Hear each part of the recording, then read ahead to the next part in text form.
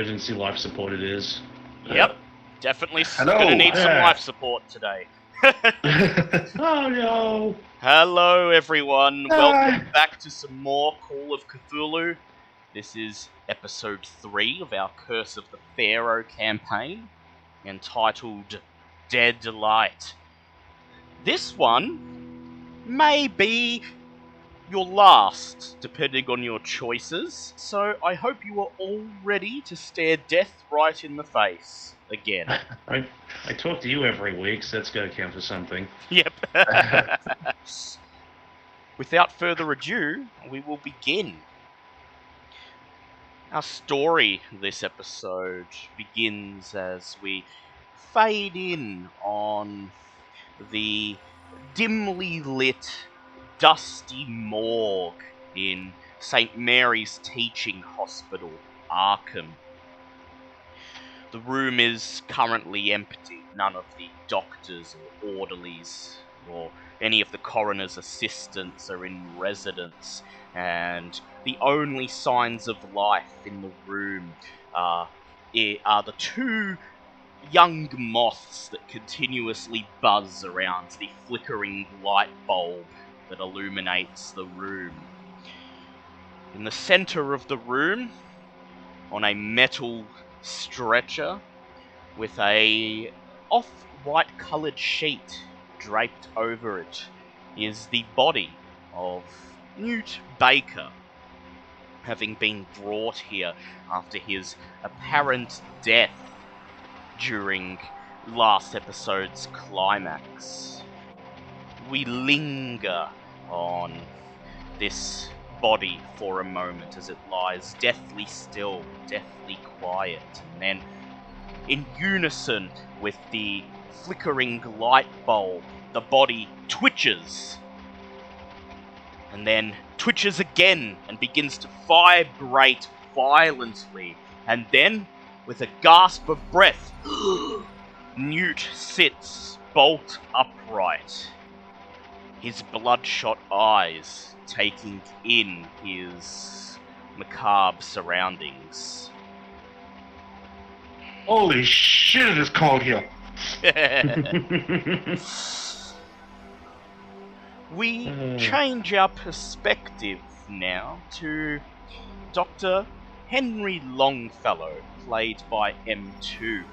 Henry Longfellow, you are currently enjoying a cup of tea in the early afternoon in your temporary dormitory on the Miskatonic University campus. This dormitory, although technically it belongs to the university, is often your place of residence when you are touring Massachusetts and using Miskatonic University as your base when you're here as a guest lecturer. And as such, you've decorated the dormitory essentially as a home away from home. Would you please quickly describe how you have made this otherwise drab, generic, single-room apartment your own? Let's see. Well, there's always the British flag lined up somewhere, a lovely bookshelf of many dusty tomes of various fun, long-winded lectures or tomes from the past. Of course, a tea set aside, and I know that you Yanks have yourselves a problem with some prohibition, so I won't mention the locked cupboard where I keep my brandy while I'm visiting. Just because you can't enjoy it doesn't mean I should have to suffer for it. Yes.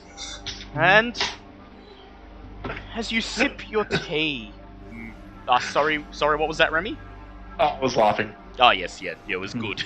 As you sip your tea, you just silently reflect on the events you experienced not more than 2 weeks ago now.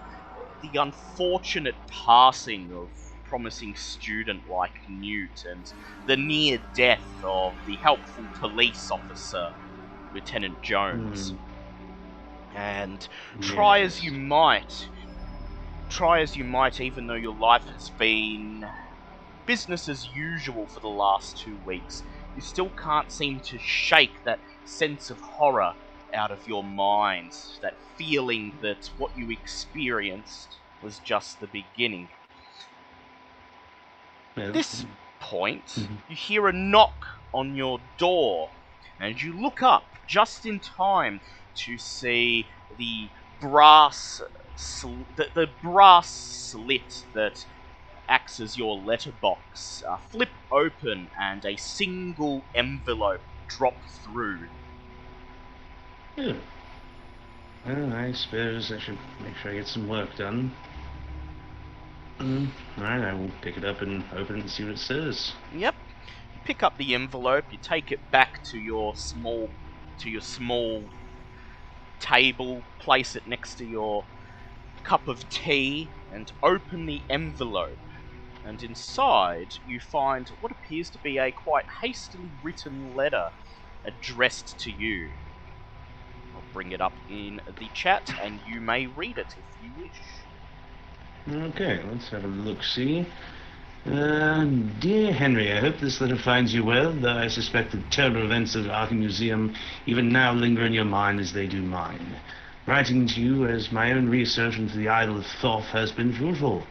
Though I have failed to uncover any leads as to where the idol was taken, after weeks of intense negotiation and considerable monetary expenditure, I have succeeded in acquiring a silver coffer said to originate in the lost city of Narlat, whose connection to the idol should be obvious. I dare not open this coffer for fear of what may be inside, something of which I have no doubt must be incredibly dangerous. Thus far, I have made attempts to decipher the strange markings on the object's lids. Please see my notes enclosed. Without your knowledge and experience, my efforts will have been limited. With your help, I would like to analyze the relic fully so that we may best understand how to safeguard it. Wait at my home for your arrival at the earliest convenience. Let the other survivors of last fortnight know we have a chance to prevent further bloodshed, and come meet me as soon as possible. Yours faithfully, Professor Vincent Gray. Of course, you have grown reasonably close to Professor Gray over the last 2 weeks, having first spoken to him in the aftermath of those terrible events, and the two of you have been working together to uncover as much about the idol of Thoth as you can.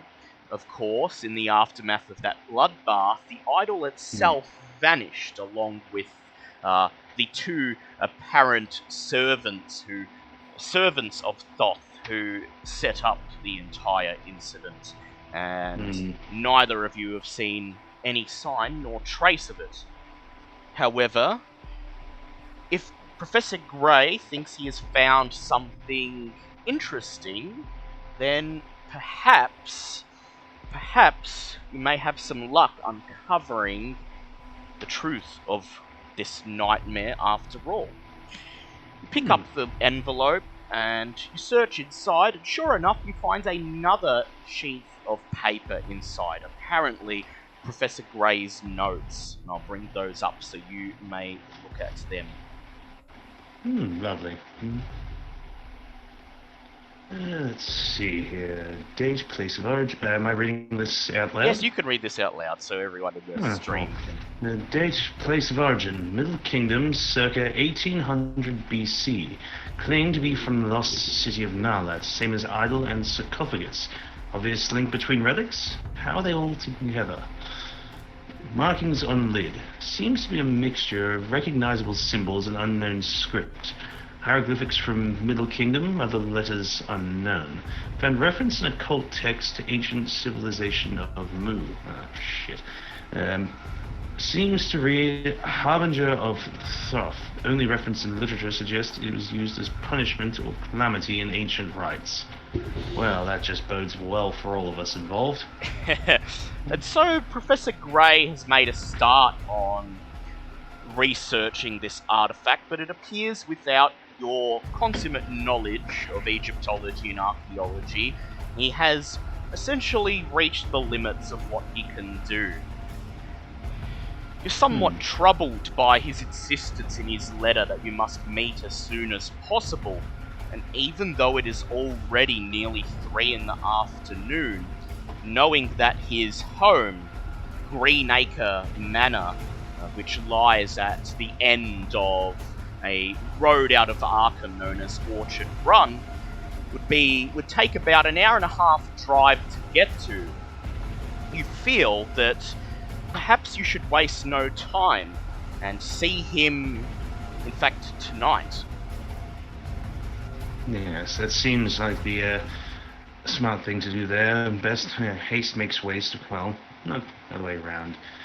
Not waste haste. Yes. Look at that proverb. Look at that proverb later.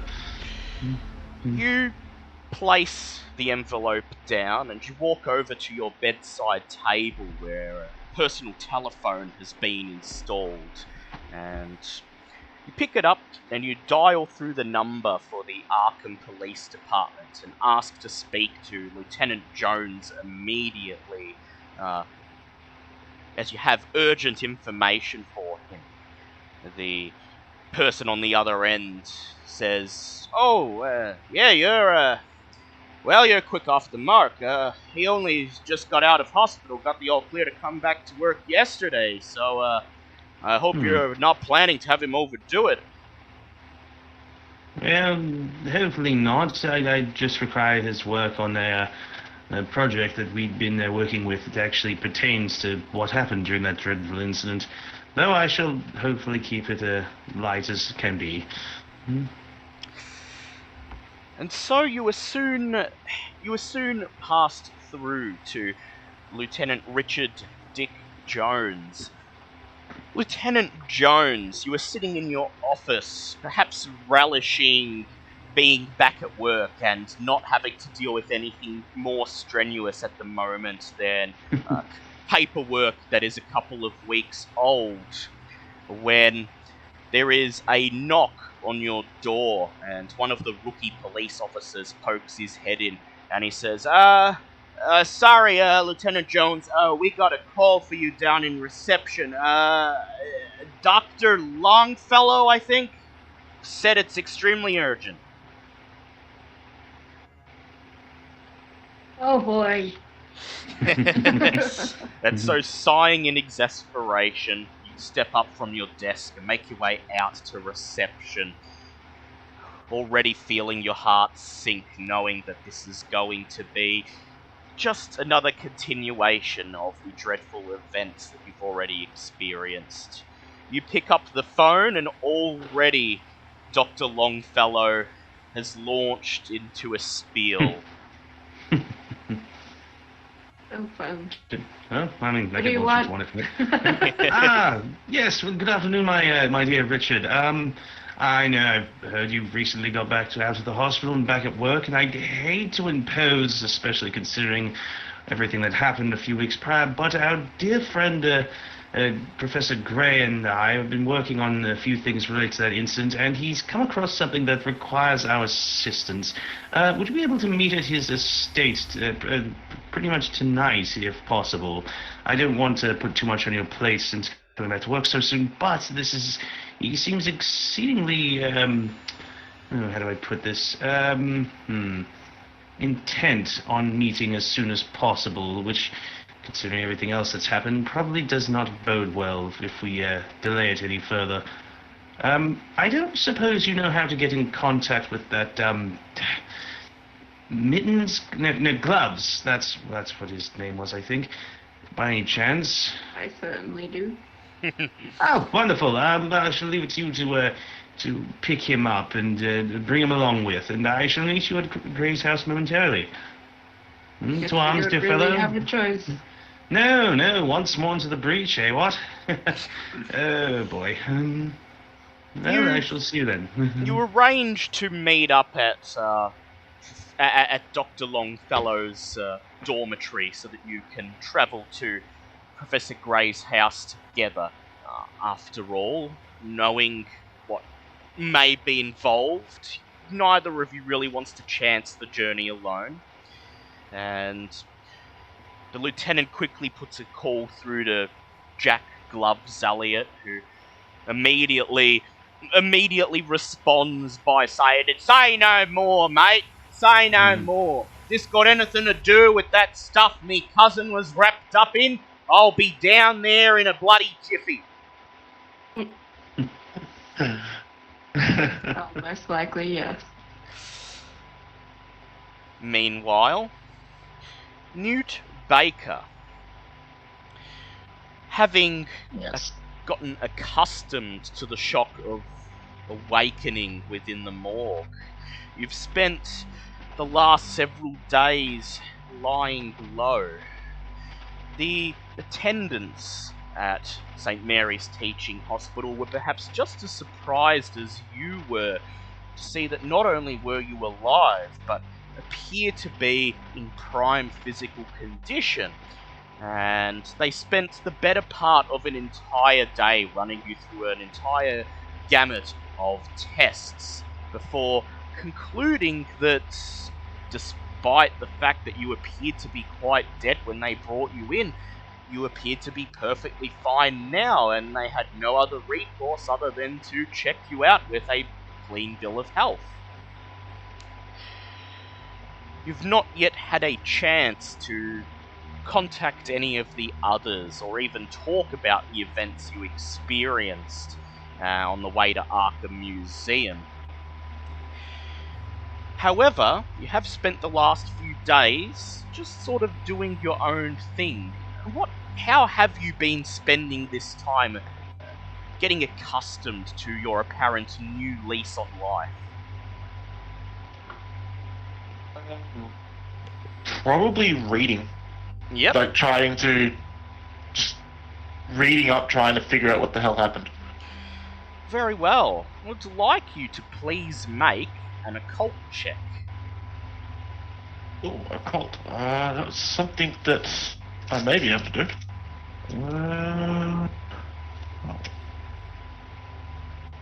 Oh, that's a 19, which for me is a hard pass. You spend your time reading every sort of occult text you can get your hand on. You dare not step onto the Miskatonic University campus, at least not until you understand what has become of you. But you trawl through every bookstore you can find in downtown Arkham, the second-hand book dealers, the high street retailers that sell the latest New York Times bestsellers, and manage to assemble a private library of occult texts that you can fall back on pretty much any time you need to research anything in this line of inquiry. I'd like you to make a credit rating check, please. Rating. Oh, no, that's a fail. Unfortunately, you'll have to spend some cash to acquire these books, and it costs you $10 to assemble some texts that seem promising. And then does that come out of my assets? Because I only have $9 cash. we'll just reduce your cash on hand to 0 then. Okay. And you then sequester yourself in your apartment, trawling through your new acquisitions, and you learn something troubling. Although these texts light on details about what exactly happened to you, they are full of occult hearsay and folklore, and it concerns you when you read in one of the texts that it is said in folklore, ancient Egyptian and Middle Eastern folklore, that when one makes a deal with a spirit or jinn, they essentially pledge their soul to that entity, pledging to walk the earth until their patron, for lack of a better term, has had them fulfill their end of the bargain and perform the task that they agreed to when they made the deal, whether or not they were aware of it at the time. Crap. Your mind instantly flashes back to months ago, to your encounter with the djinn in the abandoned farmhouse. And suddenly you realise that you may have made a deal for something greater than you understood at the time. Well, so far I'm not seeing any downsides, but this is looking pretty bad. Indeed, no downsides at the moment. You're in top physical health. Indeed, on your body there are no signs of any sort of wound. But if there's someone who would know how to get to the bottom of this, you think, it would probably be Dr. Longfellow, as he seems quite knowledgeable in the prelude to the events that, claimed your life. And so, you feel perhaps it's time to make your presence known, to let everyone know that you have in fact survived. And so, later that same day, you find yourself strolling across Miskatonic University campus, your face hidden in shadow by a wide-brimmed hat, moving your face furtively from left to right, trying not to catch the attention of any of the other students, until you enter the dormitory block. Make your way upstairs to the apartments that are reserved for guest lecturers, and knock on Dr. Henry Longfellow's door. You hear his jolly voice from within. "Come in, whoever you are!" And you grab the doorknob and pull the door open, finding Lieutenant Jones, Gloves, and Dr. Henry Longfellow on the other side, all of them looking up from the small wooden table in the kitchenette. Each of them looking quite aghast at seeing you stroll into the apartment. Newt, taken aback by all of them being there, spreads his hands and goes, "Ta-da!" I was going to say, I feel like if Dr. Henry was holding a teacup at this time, he'd be on the fucking floor by now. Just... You hear the sound of shattering glass as Dr. Henry drops his teacup. Hey, 1920s, that would be China, dear sir. You hear the sound of shattering china as Dr. Longfellow drops the teacup he is holding onto the linoleum below, shattering it. My boy, this is preposterous. They told us you were dead. How is this even possible? It's the darndest thing. Just before I got hit by that blast of lightning, I happened to look around the car, and there was a box of muffins. And I thought, why not have a muffin before I die? So I pushed the button on the box, and then apparently as I exploded, a fine layer of muffin dust came out and enshrouded me, preventing me from being burnt to a crisp. Long story short, muffin button. Well, please... They just all sort of look at you, just perhaps even more puzzled than before, except for Gloves, who has a beaming smile on his face. He just flashes you a thumbs up and he says, "That's a rippin' yarn, mate." I was going to say, Honestly, he's not dead, but it seems his mind has been addled from the experience, which is understandable given everything. In all honesty, and I look at Officer Dick, it may have something to do with our first expedition together. Oh? From what I can tell. Lieutenant Dick... yes, the one where you got people killed. You immediately No. People got killed after that. I didn't... Because of you. Excuse me, I don't want to intrude on this lovely moment, but I don't suppose you want to, expand upon that whole people dying in that first expedition. I wasn't there for that one. It's great to see you back, my boy, but I don't suppose you could fill me in on that, well, expedition.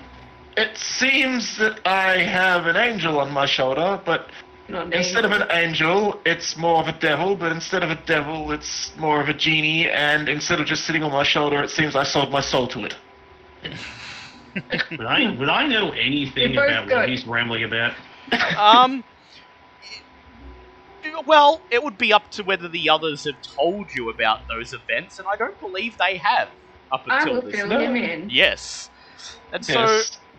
over the next 15 to 20 minutes, Lieutenant Jones fills you and Gloves in on the exact events of that night 2 months ago, going into some detail about the deal that Newt supposedly made with the entity. And as Jones gets to this part of the story, you notice his lips growing thinner, his voice sort of descending into more of a low growl as he recounts these events, obviously still disapproving of them. Okay, so Well, can I... we were both offered a deal, and I didn't take it in order to instead keep trying to seal away the evil, and you did take it, letting the evil free, resulting in many deaths. You just look pointedly at him as you say this. Have not been scientifically proven, thank you very much. It has been. Okay. So, do I roll anything for this, or am I just gonna You sit may here with... you may make a Cthulhu mythos check, Henry Longfellow. Ah, oh good, by Cthulhu mythos, with a grand total of exactly 4. Yes, I should... Ah, it's an 11. Oh, Hell so with it. close. No, you know what, screw it, I'm spending the 7 luck for this. You've learned a Is I- lot over the last 2 weeks that between your work with Professor Gray and some reading of your own, you've come to gather a reasonable understanding of this entity Thoth and the things that may serve it. And it appears that Lieutenant Jones is describing that Newt inadvertently pledged his soul to a servant of Thoth, thus essentially dooming him to walk the earth until whatever bidding Thoth would have him do is completed. Dear. Well, I was happy to see you alive, but it seems that, this is out of the old frying pan and straight into the fire. Selling your soul is not exactly something one should do on a regular basis, especially not to something as devilish as gin. Not read much on it, but this bodes poorly. Gloves just sort of coughs in the background and he says, "Oh, look, it's all Greek to me, but speaking..." Actually, it's closer to Egyptian, but yeah, yes, sure, Greek.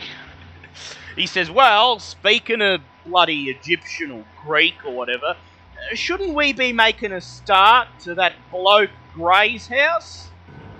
Oh, my word, you're right. I promised myself we'd go there right as soon as everyone was gathered, and while I was honestly not expecting a 4th, I suppose we best get moving right away. Newt, the others quickly fill you in on the letter that Dr. Longfellow received, and that he's been working with Professor Gray to try to understand more of the events of a couple of weeks ago, and how the 3 of these people, before you stepped through the door and basically rocked their world, intended to meet Professor Gray at Green Acre Manor tonight, as soon as everyone was assembled. Yes, Lieutenant Jones? That was me singing under my breath, don't worry. Oh, yeah. And... Apparently my microphone picked it up. And so, you all stand up. Dr. Longfellow looks at the shattered china on the floor and Yeah, just brief... realised it's there. Just, oh, blasted, that was imported. You look over at the clock and realise it's now 3:30 and that you don't really have time to clean it up. And you gesture to the door, seeing everyone don't out worry. of the apartment. Yep. Yes, don't worry, I'm sure we'll clean it up as soon as we get back safe and sound. You pull the door shut behind you, and then the 4 of you make your way down to the parking lot of Miskatonic University. And Oh, of shotgun! I'm not getting stuck in the back of a fucking car again. yeah, that's probably a good idea. Are we taking 2 cars this time? Yeah, so Just you be could safe? take 2 cars, or you can ride together, or either in Longfellow's Bentley, which has had some repairs done since last time, or in. Why did Oh wait, mine no, need it was Jones's. Yeah, Yeah, Jones's car's the one that got nuked. Either ride Got some in repairs. Yeah, Got completely replaced. yeah, either Yes. ride in Longfellow's Bentley, which so far has not witnessed any horrors firsthand, or Oh, Lieutenant good. Jones's sparkling new patrol car that was provided to him as a replacement for his old one.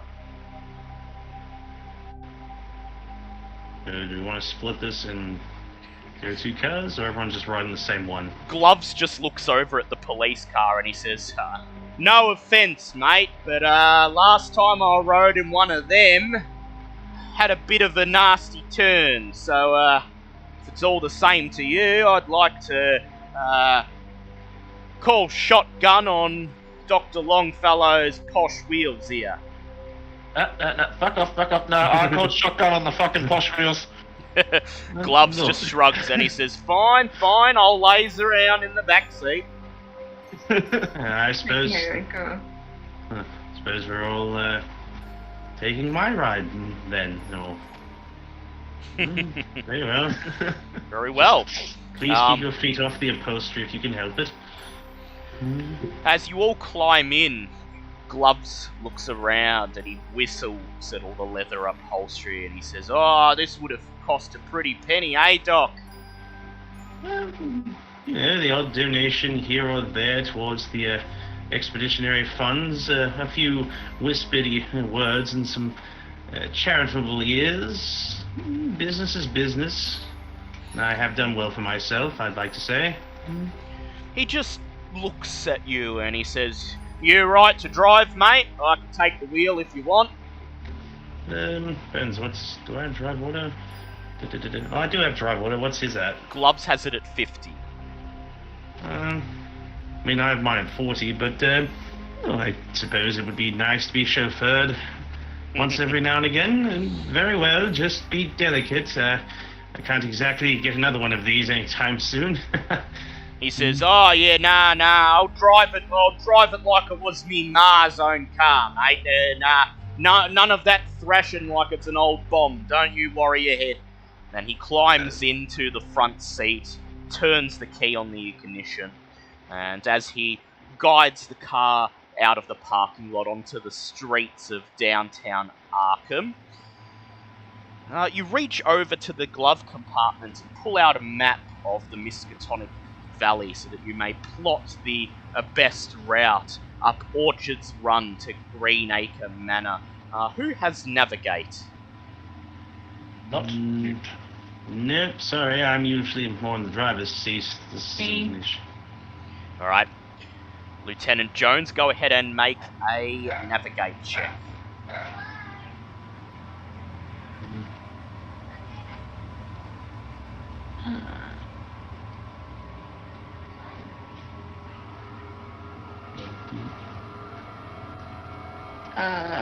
That was a fail. Can I push it? You can push it. Very sinister music for what is essentially just us trying to drive somewhere. That is a hard pass. Lovely. Hey. So, Lieutenant, you know a couple of back streets that lead out of less travelled part of Arkham and will get you onto Orchard Run without having to pass through the major traffic. This road, Orchard Run, is so named as it's the main way of access between Arkham and some outlying farms and orchards. So there's often a lot of traffic, trucks and tractors and the like, ferrying supplies of produce in and out of Arkham. Your route should save at least half an hour. And as Gloves maneuvers the car through Arkham, the skies above slowly turn dark grey as rain clouds roll in, and water begins to spatter over the windows and windshield, a light shower and nothing more. But as you move out of the Arkham City limits and into the countryside of the Miskatonic Valley, you hear a rumble of thunder. A storm reminds is me of coming. home. It sure does. Yeah, a lovely English summer, it seems. Despite racing against the rain on your way northwards, the storm finally catches up with you in earnest, and with it, the night falls, abyssal black and riven by lightning. Conditions on the windswept road force your speed down to a virtual crawl so that your headlamps can pierce the gloom and keep you on the path. The only thing certain now is that the weather behind you is worse than that which surrounds you, driving you onwards.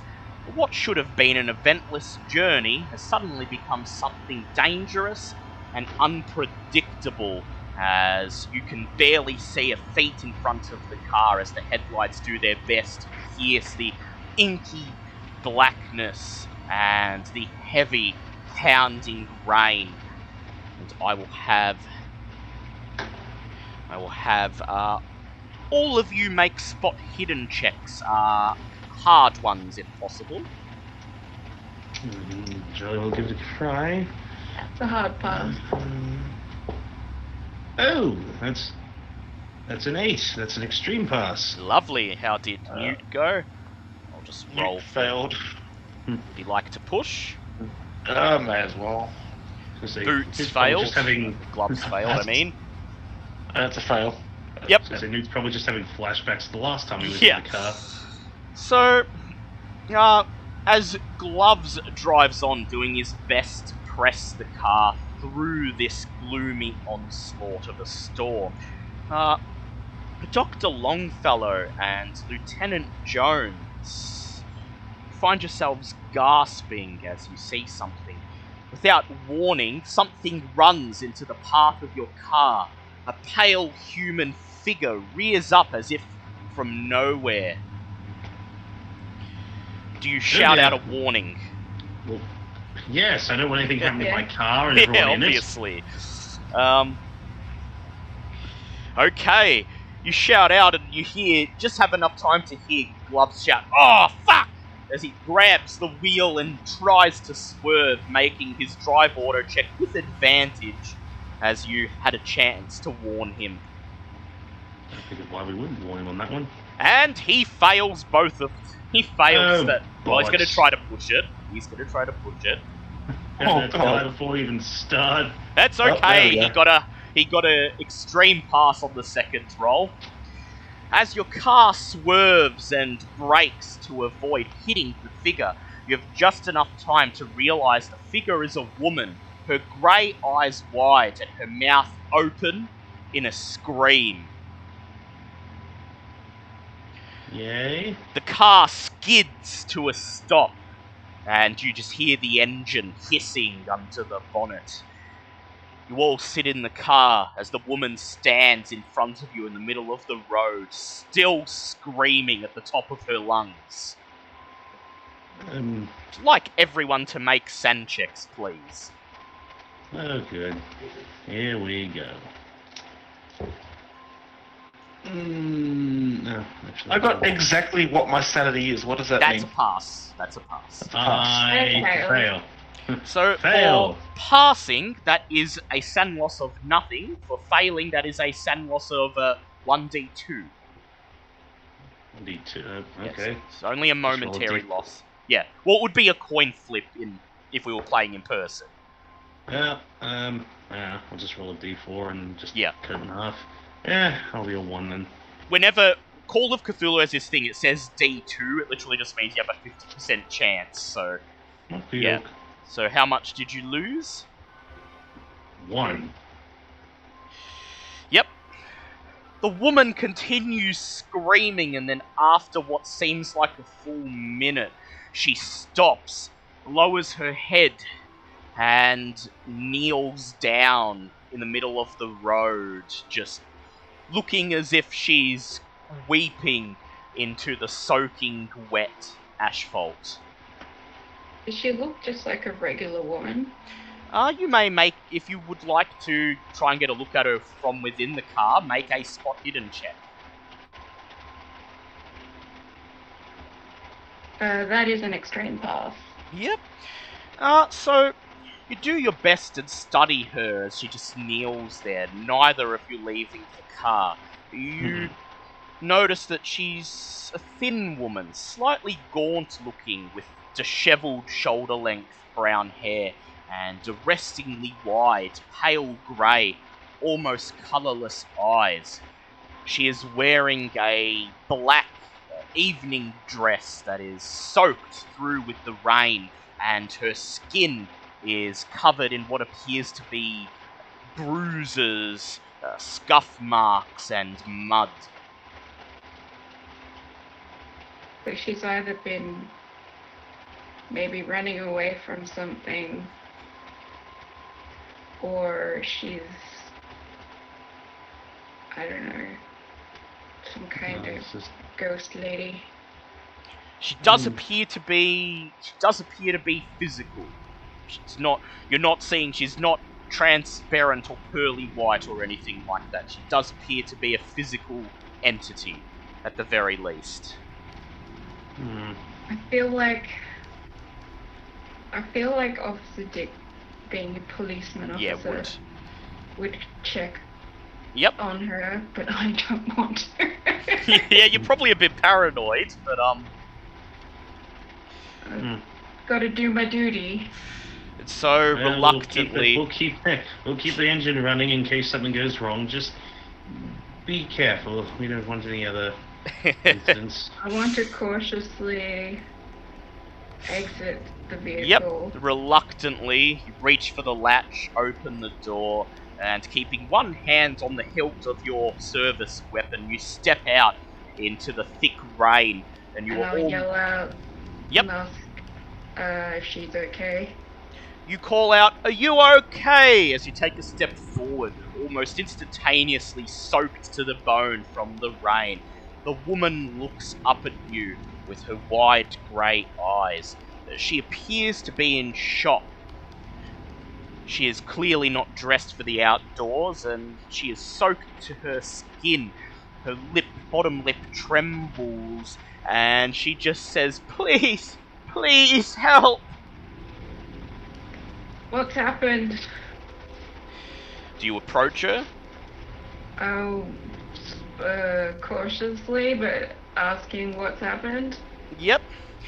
As you approach her, she climbs to her feet, stumbles forwards, and essentially collapses into your arms and begins to sob. Dishevelled, her clothes are torn from running through the woods, and she has quite a livid bruise on her forehead. Okay, so she's got, maybe someone tried to knock her out. Yes, would you like to make a first aid check to just examine this bruise? Yeah, sure. Now I'm thinking maybe she is a victim. That was a fail. Can I push it? You can push it. Failing that, I also do have first. That was an extreme pass. That's fine. Extreme pass. Okay, you place your hand on her forehead, brushing her hair out of the way, and examine the bruise. It's at least an hour old by its coloration, and its size indicates that it was quite a heavy blow. Definitely the sort of blow that would knock someone unconscious. Okay. She continues sobbing, and she says, "Please, you have to do something. My name is Amelia Webb, and my grandfather, he's been robbed, and he's..." And then she moans, seemingly in pain and in shock, and falls limp in your arms, passed out.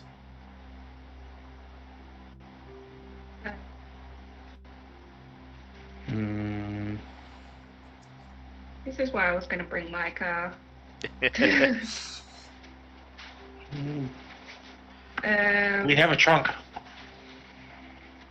I mean, you could just splay her out in the back seat over boots and over gloves and yourself if you want, I guess I'll take my... or like sit her up between the two of you. Yeah, I'll do that maybe. And I'll put my coat over her. Yep. You and explain to them what she said. You carry the unconscious woman back to the car and lift her into the back seat, and you prop her back up against the backboard of the seat. Drape your coat around her, and then wedge yourself in next to her.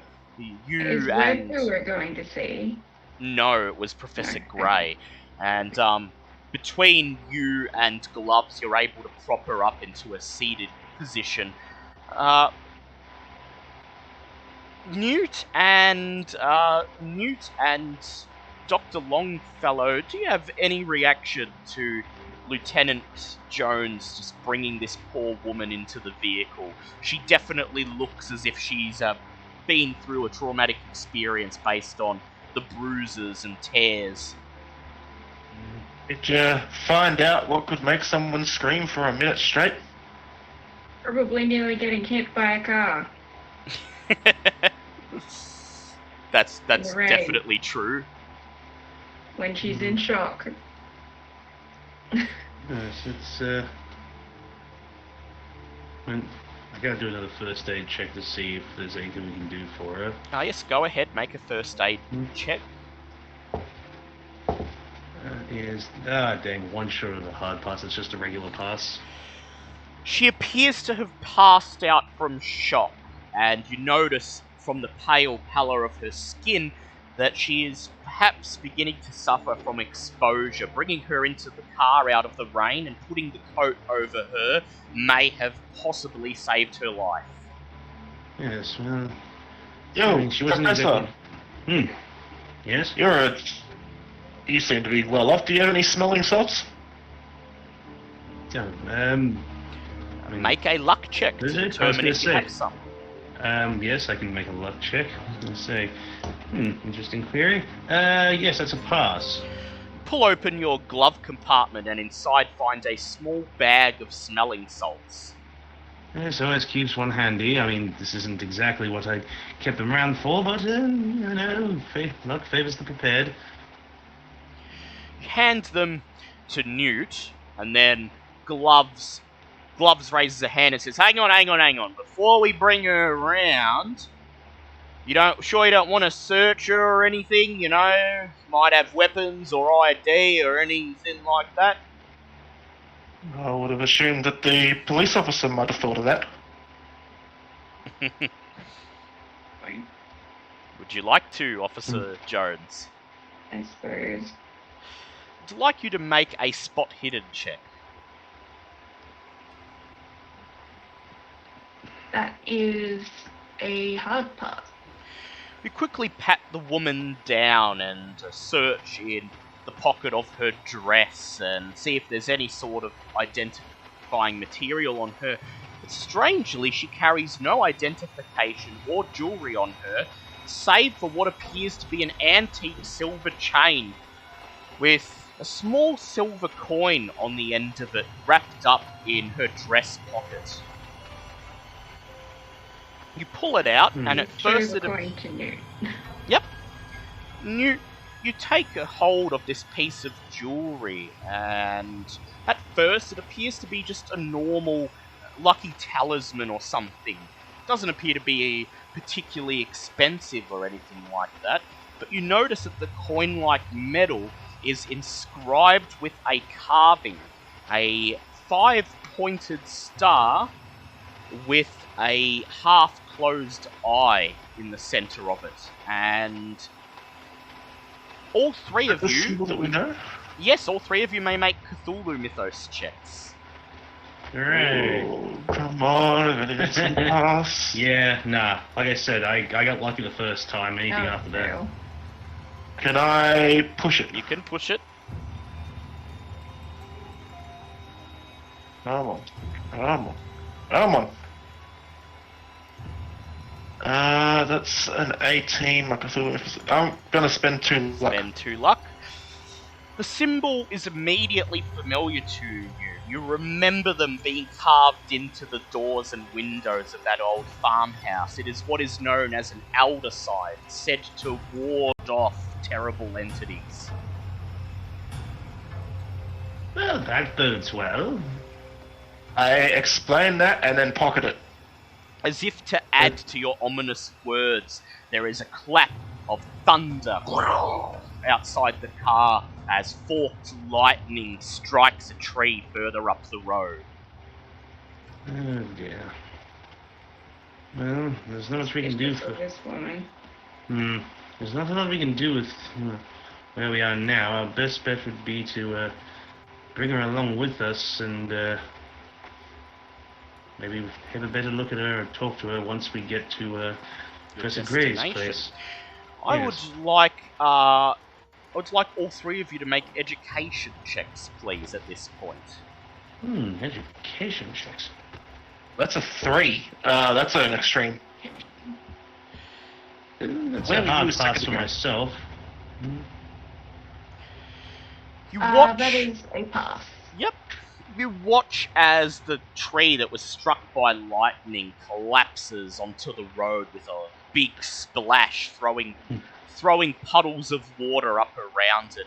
You realise that this storm is getting worse. At this point, it may be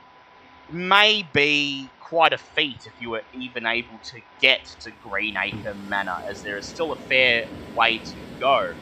However, you're all generally familiar with this area, and you know that there should be a gas station and a cafe maybe a mile up the road that might be a good place to wait out the storm. Sounds good. Is that the way that the lady ran from? Did we see? No, you didn't see where she ran from. Although Okay. you could, if she left any tracks, they'd probably be washed away by the Yeah, in a rain storm already. as bad as Yeah. you're describing, that would have been seconds. Oh dear. Well, it looks like we shan't be getting on much further. We'll have to find someone to wait out the storm, and hope Gray doesn't mind waiting until the storm passes up. Boots Sure he'll turns the key and continues to drive the car further down the road, doing his best to drive cautiously to avoid potholes filled with water, branches and tree trunks that have been blown onto the road from the woods that border both sides of it, and doing his very best to keep you all safe. As he drives, is there anything you would like to do with the woman?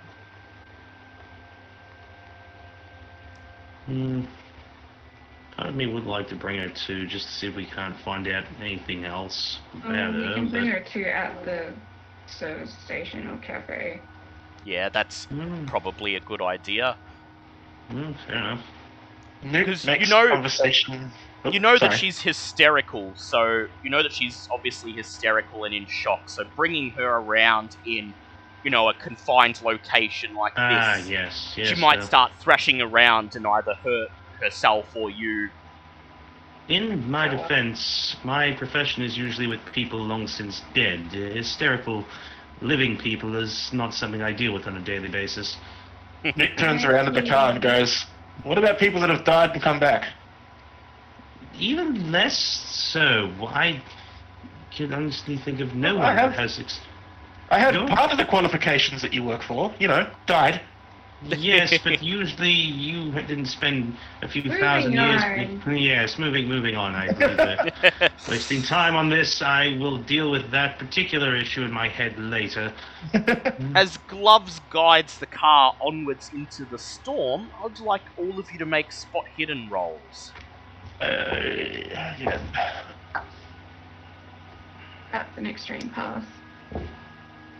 That's pass. I want to spend another 3 luck. I'm going to push it, please. I mean, 2 of us have already passed, so you're safe so far. And then I got an extreme. So you all never see So, it. As the car makes its way down the quickly flooding road. You keep your eyes on the woods that line the roadway, and between the lightning flashes, you spot a glimmer of a strange glowing blue light that seems to linger behind the trees. There for an instant, and then as the lightning flashes, it's gone again as if it recoils away back into the woods. Okay. And When I see it, do I get a weird feeling? yes, and as you see it, you in particular, Newt, begin to feel as if you're being watched. I'd like you to make a power check. A power, did you say? Yes. Okay. Can I grasp the coin while I'm doing this? Yes, you can. Can I push that? If you're grasping the coin, you may roll it with advantage. Okay, so the first one was a 98. Second one was a... I'm spending 2 luck. Ow, missy. Yeah, 2 luck, please. You get... To make it a pass. Yep, you get the strangest feeling that you're being not just watched, but stalked, hunted. And as the car continues on, the three of you catch more glimpses of this strange, glowing blue light. Whatever it is, it seems to be following the car down the road, watching from behind the trees, visible only for instants at a time before it recoils, seemingly from the thunderclaps and the lightning. Can't say I'm a fan of that. Bob is going to mentally take a note that it seems, at the moment, to be scared of thunder and lightning. Very well. Anyone else like to do anything? Just keep an eye on it. Yes, there's not what else we can really do at this point. About 20 minutes later, you arrive at the Orchard Run gas station and cafe, and Glove sighs with relief as he turns the car onto the large concrete driveway that leads into the parking lot, getting you off the dangerous road at last. The setup here is a modern but modest affair. The businesses are no more than perhaps a few years old, comprising a single pump gas station with a wooden framed office and parking garage set back from the road. Likewise, a small diner has been built with an outhouse around the side. A sign swinging in the vicious wind and only illuminated by your headlights simply states "Driver's Rest Stop," and then in smaller text, "Owned by Vacuum Oil Company, Arkham, Massachusetts." Curious as to why an oil company would own a diner, but... A diner that is attached to a gas petrol station. Yeah. Oh, that would make more sense. Fair enough. Can't argue with that logic. Alright, let's get out of the car and go in. Yep. I'll This... carry the woman in. Yep. You sling her over your shoulder, carrying her fireman style as you climb out of the car and your boots splash in the puddle right outside the vehicle. And as you make your way through the parking lot towards the establishment, you notice that the lights above the pump and the cafe are burning brightly through the driving rain. The only sign that anything is amiss through this terrible storm is that a 4-wheeled flatbed cattle truck has been slewed across the road just ahead of the establishment. It is at an angle where it is clearly skidded to a halt in the mud, seemingly abandoned, its driver's cab door left open to the elements. The truck, almost but not quite, blocks the road onwards. Its wheels rest half sunk into the thick, wet mud. There is also a single two-seater Ford Roadster parked in front of the cafe and another older Packard lodged by the gas station office. No other vehicles are evident. I'd like you all to make spot hidden checks, please. I'm gonna push that. That's a hard pass. Just a standard pass. An extreme pass. Yep. You notice that you're able to see figures moving inside the brightly lit cafe through the windows, but the rest of the rain-sodden place is deserted, and the gas station office appears to be shut and locked, the lights inside turned off.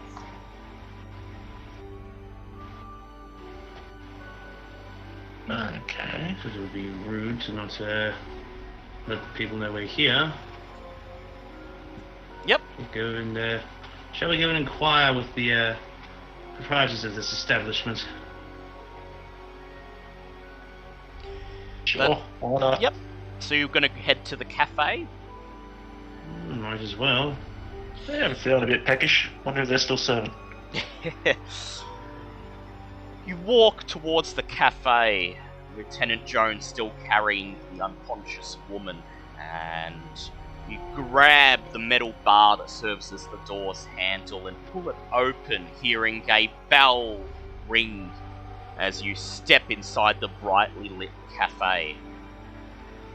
The cafe itself is decked out in generic small town America hospitality style. Black and white checkered linoleum floor, metallic silver lined counter that runs pretty much the whole span of the main room, and comfortable red leather looking booths that line the other side of the diner, pressed up against the windows. You walk into a situation that appears to already be quite unsettled. There are 5 people present in the cafe.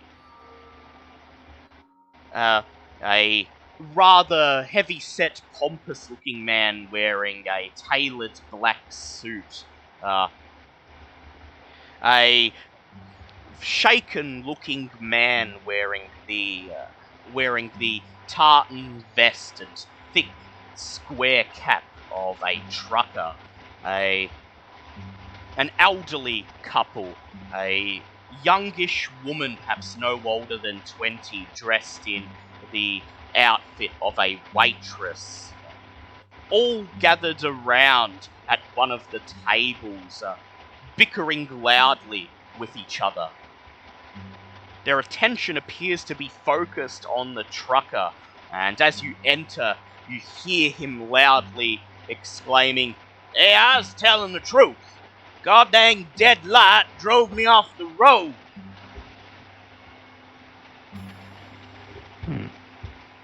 Do we want to get in the middle of this conversation, or...? I will... Actually, I was going to say, yeah, if it's a local dispute, maybe let the officer of the law step in and try and calm this situation. Enough so de law. I will step in and announce myself as a policeman officer and say that this woman requires help. Please make a law check. That is a pass. As you step forward, you hear the man in the pompous suit say, "You cannot just leave that truck parked like that outside my establishment. How are customers supposed to?" And then you raise your badge and make yourself known. The trucker just has time to repeat again, "I was telling the truth, sir. I'm sorry, but that dead light drove me off the road. I was fleeing for my life." For everyone turns to face you. You take a look at them all. The man in the suit is overweight, bald, with a bad comb-over and a broom moustache that hasn't yet faded to the same grey as what's left of the hair on his head. He wears a name tag dangling from the breastpiece of his suit. It reads, "Sam Keelham, proprietor and manager. The two elderly people each appear to be at least in their 80s. They look personable enough, and they're just staring at you. And as they stare at you, the old man turns to the old lady and says, "Oh, would you look at that, a police officer, Winnie. Maybe someone's sending help at last." "Hush now," says the wife. "Let the nice police officer do the talking." And the final woman, the final person, aside from the rather shaken-looking trucker, is the waitress. She's athletically built, just under 5 feet tall, with short, ash-blonde hair cut into a bob. If you weren't on duty, and if you weren't in a situation of your own right now, you would perhaps think that she is rather attractive and possibly want to order a nice pot of coffee from her. Don't speak for me. Well, speaking for everyone in general who's present and seeing this. They all look at you, and then the manager steps forward. He clears his throat and he says, "May I help you, officer?" This woman needs help. Now, do you have somewhere where we can lay her down? He looks around and he says, "Place her in one of the booths there." Alright, do you have a first aid kit? He says, "I believe there's one out in the office, past the pump across the motor court." He turns to the woman next to him and he says, "Mary, would you please fetch a pot of coffee for this officer and this young woman who appears to be in quite some trouble?" He reaches into his pocket and pulls out a copper key. He says, "Here's the key to the office if one of you would like to fetch the first aid kit." Thank you. Who wants to fetch it? And, go snoop or whatever. Yeah, I ain't going outside. No? I pull the others aside, and that light's here for me. Are you certain, my boy? My gut twists every time I see it, and I visibly react more than you guys do, so I'm pretty sure. Well, I can't exactly leave her in the current stages, and perhaps myself and, large fellow, what was your name again? Gloves, mate. Ah, yes, how could I forget? Perhaps myself and Gloves could, wander over, best stay in, larger numbers with the storm going on. I was going to say that I should probably not go anywhere by myself for a while. You got it, mate. I've only just got life back. Don't want to give it over so quick. Yes, Snatches. That's understandable. Talking about that. I was going to say, my Yeah, I pulled them aside and I'm whispering to them. Yeah. No. Either way, best keep that one to yourself, sir. Gloves snatches the key from the manager and he heads towards the door, motions for Professor Longfellow to follow him, and he says, "Yeah, just look after that, Sheila. We'll be back in a sec." And as they leave, Newt and Lieutenant Jones, you carefully lower the unconscious woman down into one of the booths as all of the other people present start to gather around, save for the trucker who remains seated at the counter of the diner, still looking shaken. What would you like to do? Did he say that a light pushed him off the road? Indeed, that is what you heard him say. Okay.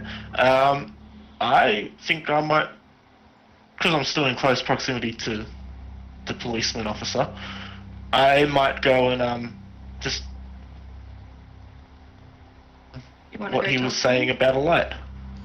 You head up to him and you ask... Did I cut out? No, you didn't. And you ask, "What was that you were saying about a light?" He looks at you, reaches for the mug of coffee in front of him, takes a sip, and then he says, "Yeah, you heard me right. Dang dead light run me off the road.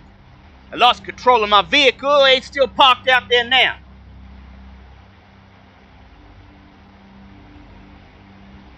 What makes you think it ran you off the road? I'd like you to make a persuade check, please, Newt. Oh, fuck.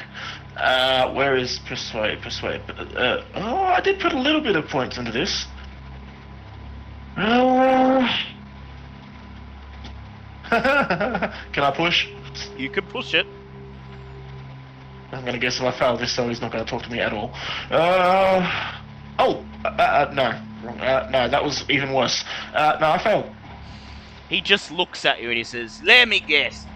You don't believe me like none of these other people. They's a thinking that I decided to park my truck like that on purpose, as if a man would do that, block all the traffic from the road. Just so's I could come in here, act like I've been in an accident and get myself a free coffee. Well, look, I ain't scared of it no more. I'm more angry than anything at this point.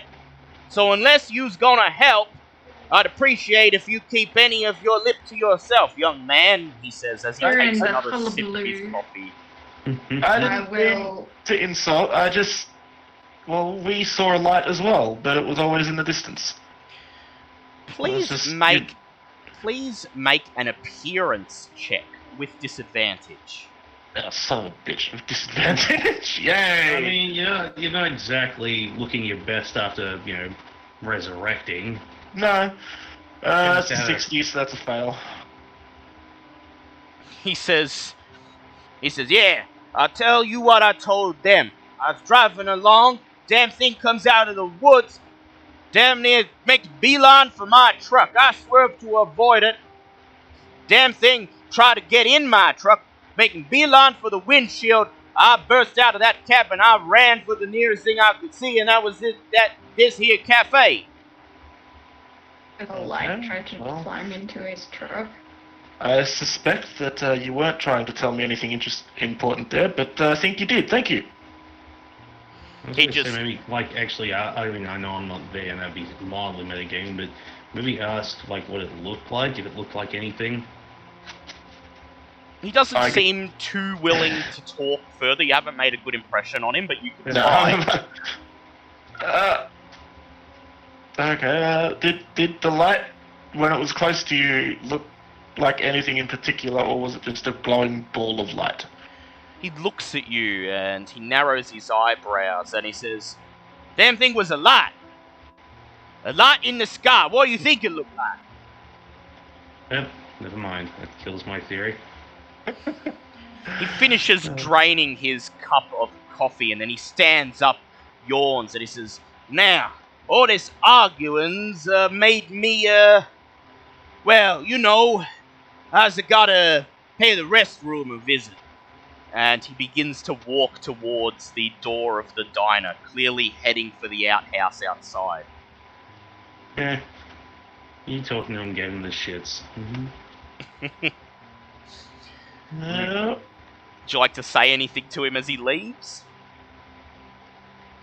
It gets the idea that he's going to ignore him no matter what he says, so... Yep, so you just let him leave, and the rest watch as he leaves, and as the door shuts behind him, you just hear the manager sigh in relief and say, "Oh, with any luck, he'll have that truck off the road and be out of here before the night is done."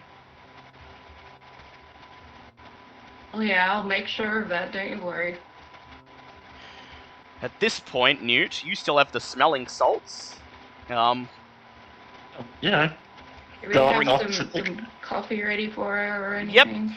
As Newt brings over the smelling salts, the waitress, Mary, appears with a pot of coffee, which she places on the table in front of you and pours 3 mugs. One for the woman, one for you, and one for Newt, ostensibly. And then she steps back, and as she steps back, her eyes shoot down to glance at the woman's unconscious face. And I would like both of you to please make psychology checks. Oh, that is an extreme path. Yeah, I'm going to leave that to you because I just failed. You notice her eyes briefly flicker in what seems to be recognition, and her bottom lip twitches before she composes herself and turns away. Her high-heeled shoes clacking on the linoleum as she makes her way back to the counter. I will stop Newt from waking up the woman and tell him that I saw that the waitress looks like she knew her and looks upset. Does she look upset? Yeah, well, yeah, Or she concerned? recognized her, and then you see what it may have been like a momentary flicker of concern or worry. Alright. And I think we should talk to the waitress first. Alright, you're the policeman. Okay. I'm gonna go talk to the waitress then. As you step up out of your seat and begin to walk over to the waitress, you hear a clap of thunder from outside, and the two elderly people who are pressed against the window looking outside gasp, and the old man says, "Did you see that there, Winnie, that bright light again?" She just looks over and whispers to him, "Oh, hush, hush, hush, Teddy, it's just lightning, nothing more."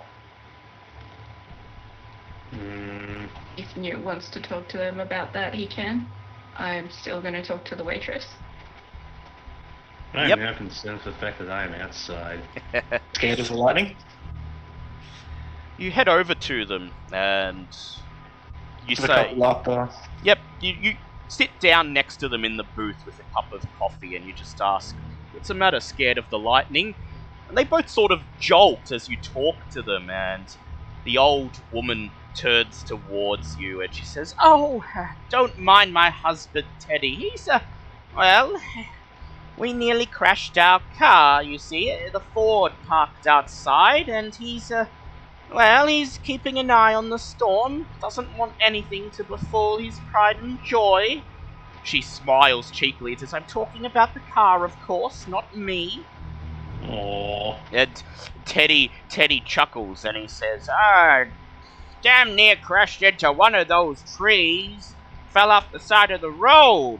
I'm just hoping this storm doesn't pick up.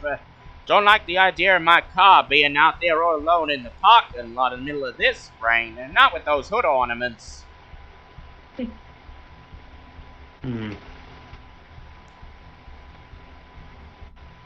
fine. Stay safe. He nods and he frowns and he says, "You too. There's so much rain out there, the angels must be crying tonight." And as you move away, I'd like you to make a spot hidden check.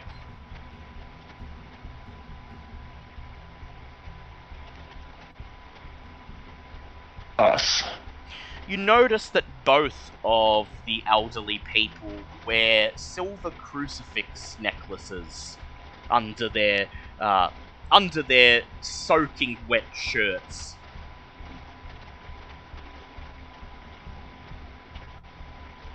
That Christian or do both wear silver? No, Yeah, they're both wearing crucifixes, crucifixes. or is it? No, Both. he No, meant sorry. both The Christian religions. Catholic. Sorry. Yeah. Yeah, is it As in, both yeah, that Christian. wear them? Yeah. Well, Christians Christian. and Catholics both wear them, like just Yep. all forms of Christianity. So they appear to be Christians of Okay. some kind. Don't tell them they're the same thing, though, because that's how arguments No, get no. started. Yeah. I was gonna say something like as a farewell to them after this, but then I realised if I say the wrong thing, I'm gonna start a fight. So I'm not saying it. It depends on how devout they are. Yeah. We just save the Lord. No, I feel like yeah. And as you walk away to join Lieutenant Jones and the waitress, there's another clap of thunder from outside. You just hear the old man say, Oh dear, Winifred. And to think we thought we were going to make it to Boston by tonight.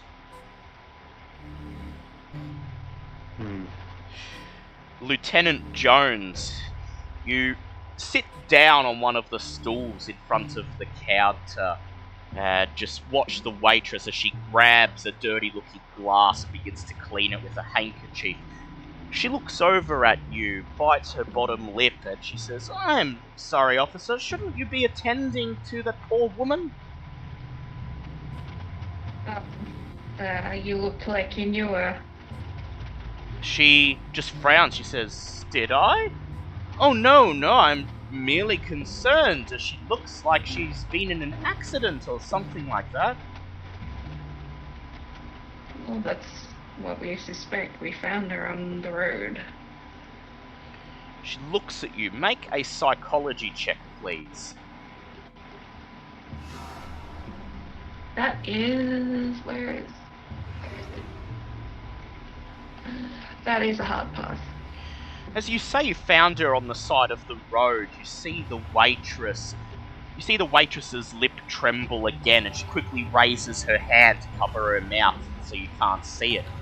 And then she looks at you and she says, I'm sorry, the side of the road? As in she was running out of the woods or something?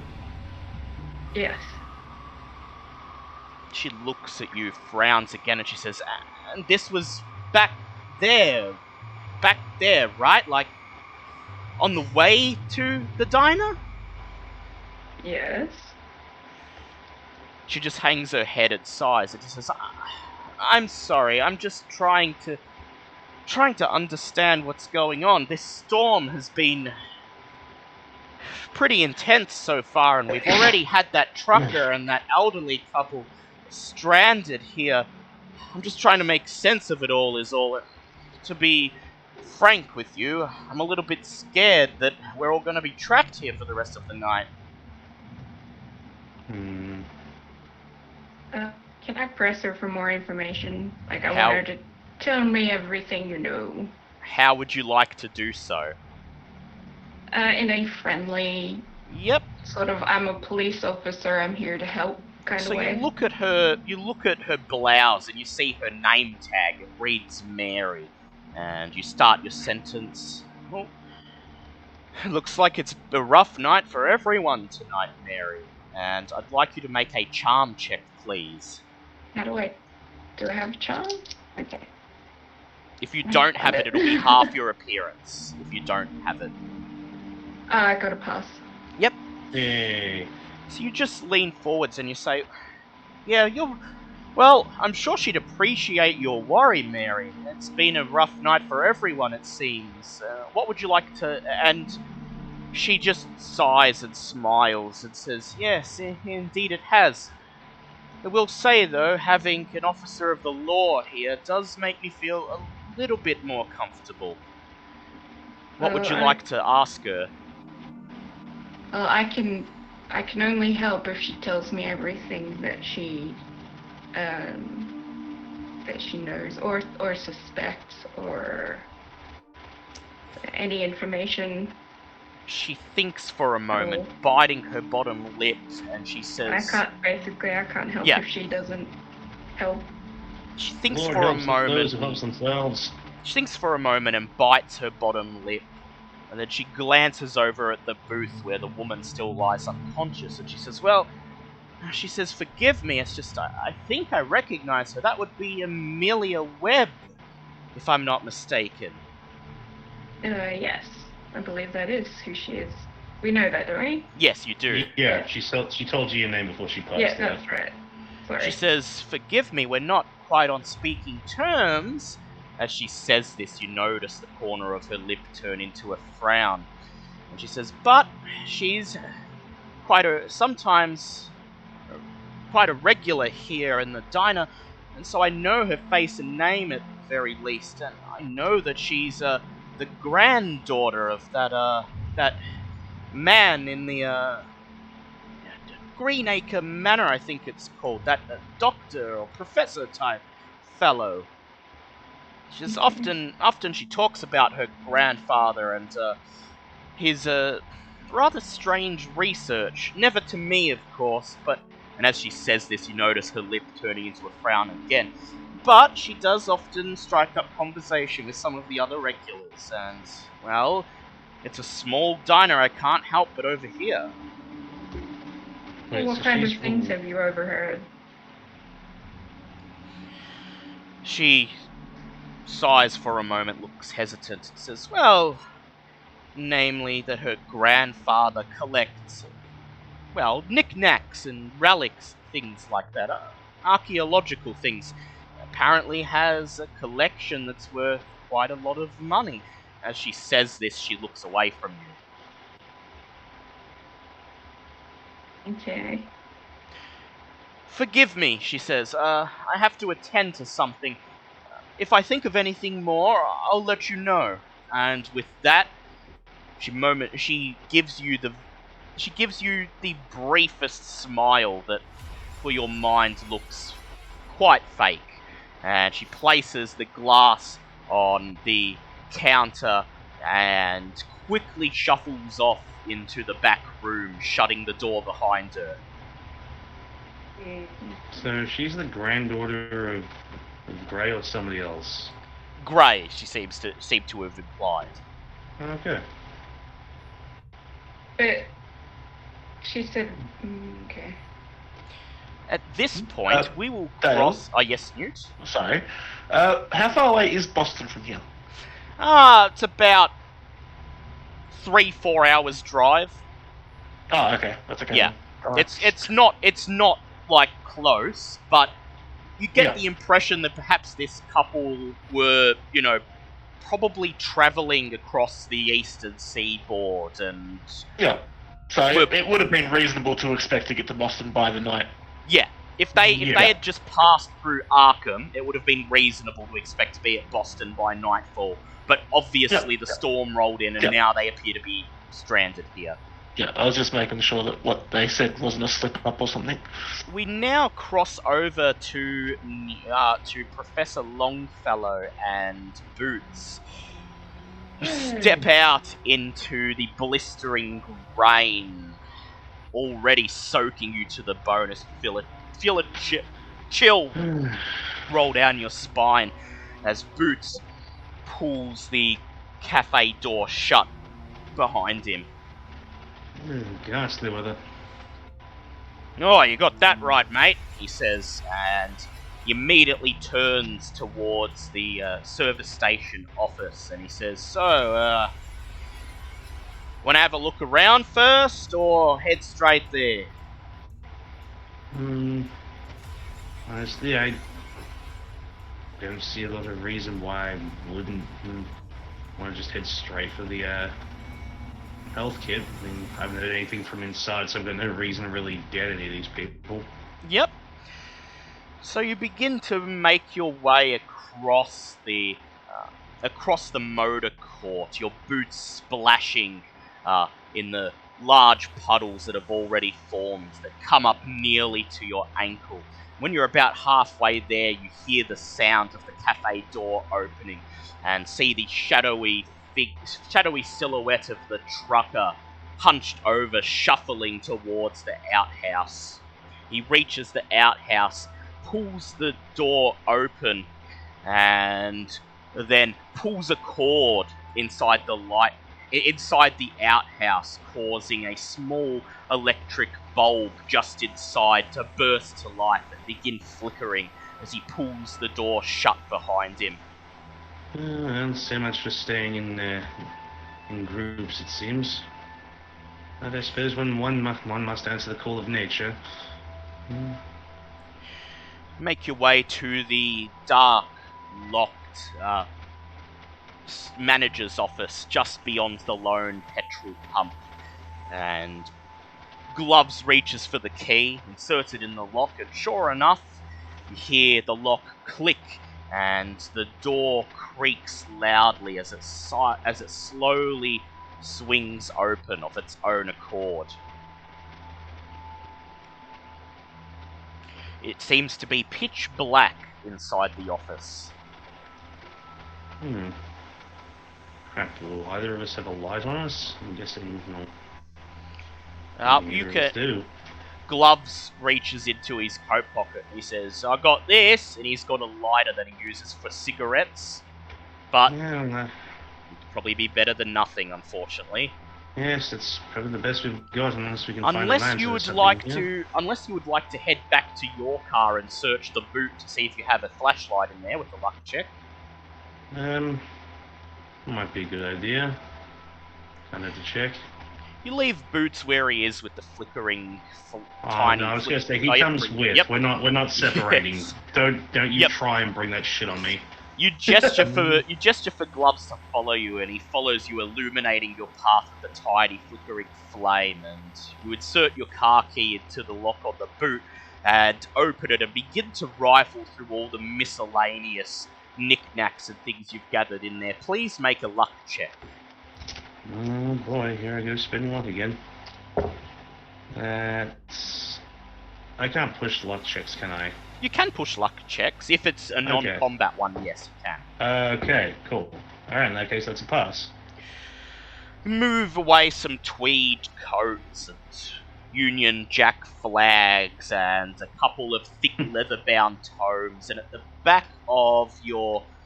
very back of your trunk, you find a small handheld oil lantern with a little bit of oil still left in the wick. Ah, there we go. Nice, and this would be... Not that your lighter wouldn't have been helpful, but feeling this sort of storm, the more light we have, the better we can advance. Glad Alright, to be back of help, inside. mate, says Gloves, as he leans over and uses his lighter to light the lantern. There And we you are. make your way back over to the office and step inside. I'd like you to make a spot hidden check, please, and you have a good source of light, so it could just be a normal one. Okay. Don't push that. Ooh, that's a 4. The office appears to be in quite a mess. There are papers scattered all over the floor, a bookshelf containing manila folders that appears to be in disarray, a corkboard containing key rings and notices that appear to just be all messed up and not in any notable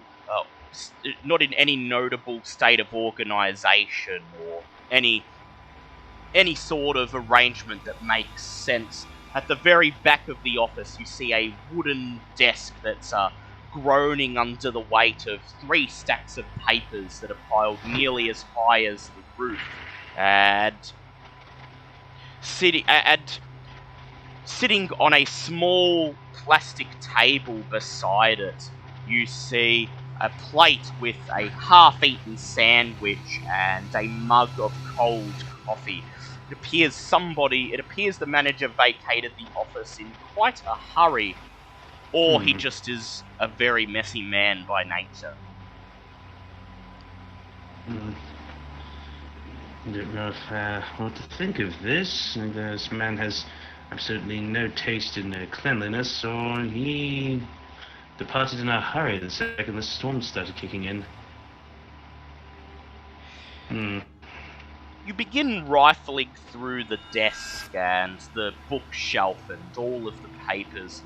Most of them appear to be nothing more than old timesheets, receipts for purchases of gasoline and other supplies that would be necessary for both the service station and the diner, and ledgers with the names and number plates of customers who passed through, how much they ordered, what food, if any, they bought from the diner, and how much they paid.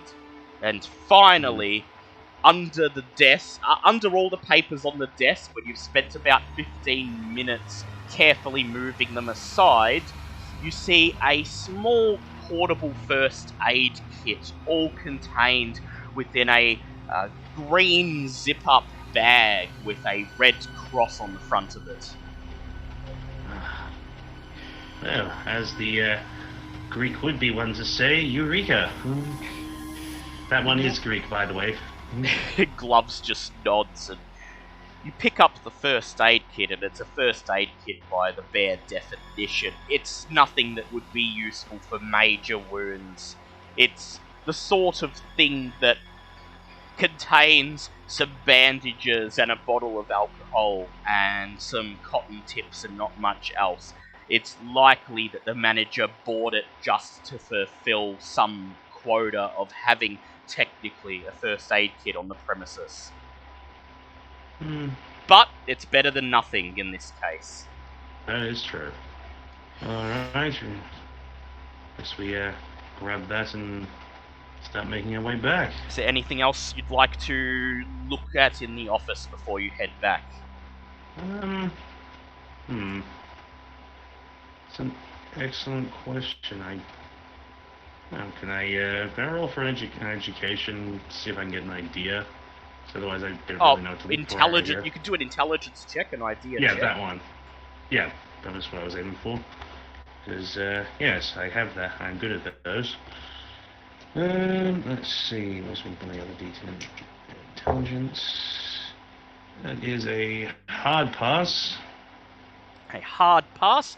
Very well. You look around, and despite the disastrous state of the office, it appears that the manager is quite the bookkeeper, as he goes so far as writing down exactly what each customer ordered from the diner and how much it costs and their license plates.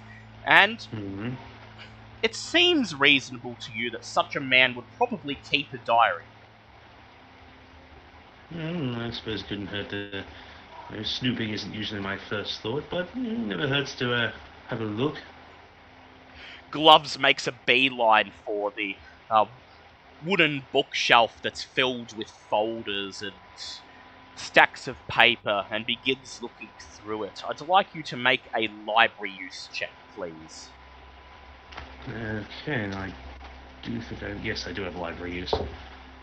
And that is just a pass, 49 out of 50. Spend about 10 minutes searching through all the folders, binders, and other miscellaneous bits of paper until you find a small black book with a red cloth bookmark hanging out of it, barely big enough to fit in your palm. You flip it open, and it does indeed appear to be some sort of journal. Please make an own language check to read the particularly messy handwriting. Atrocious penmanship. But let's see how bad it actually is. And that is an extreme pass.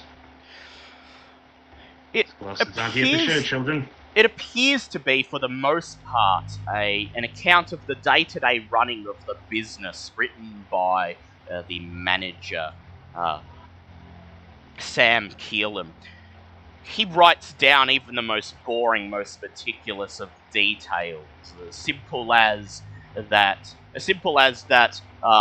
one of the customers dropped a bit of coffee on the counter and it took an additional 5 minutes for Mary to clean it up, and how she could have been attending to other customers in that time, and you sigh at the monotony of it. But as you flip through it and scan through the text, a small narrative begins to form. He pays particularly close attention to what his employees do, and you notice that he appears to be quite annoyed that his waitress, Mary Laker, often slacks off when her boyfriend, Billy Esterhouse, comes in, and that the two often retire out to the front of the cafe, where they just talk for 10 or 20 minutes at a time, not even paying for the coffee or sandwiches that they consume. One time he went out there to tell them off, and Billy, Billy, who is described in the diary as a brute of a man, threatened to, quote, beat him to within an inch of his life if he didn't stop nosing in. And even flashed what the manager interpreted as a gang sign or something like that at him. In this case, a small leather armband of some kind containing an image of some kind of star. He also goes on to note that whenever Amelia Webb comes into the diner to purchase supplies for her grandfather at his mansion, his waitress Mary will not stop looking at her, is constantly fixated on her, and appears to look at her with quite intense hatred.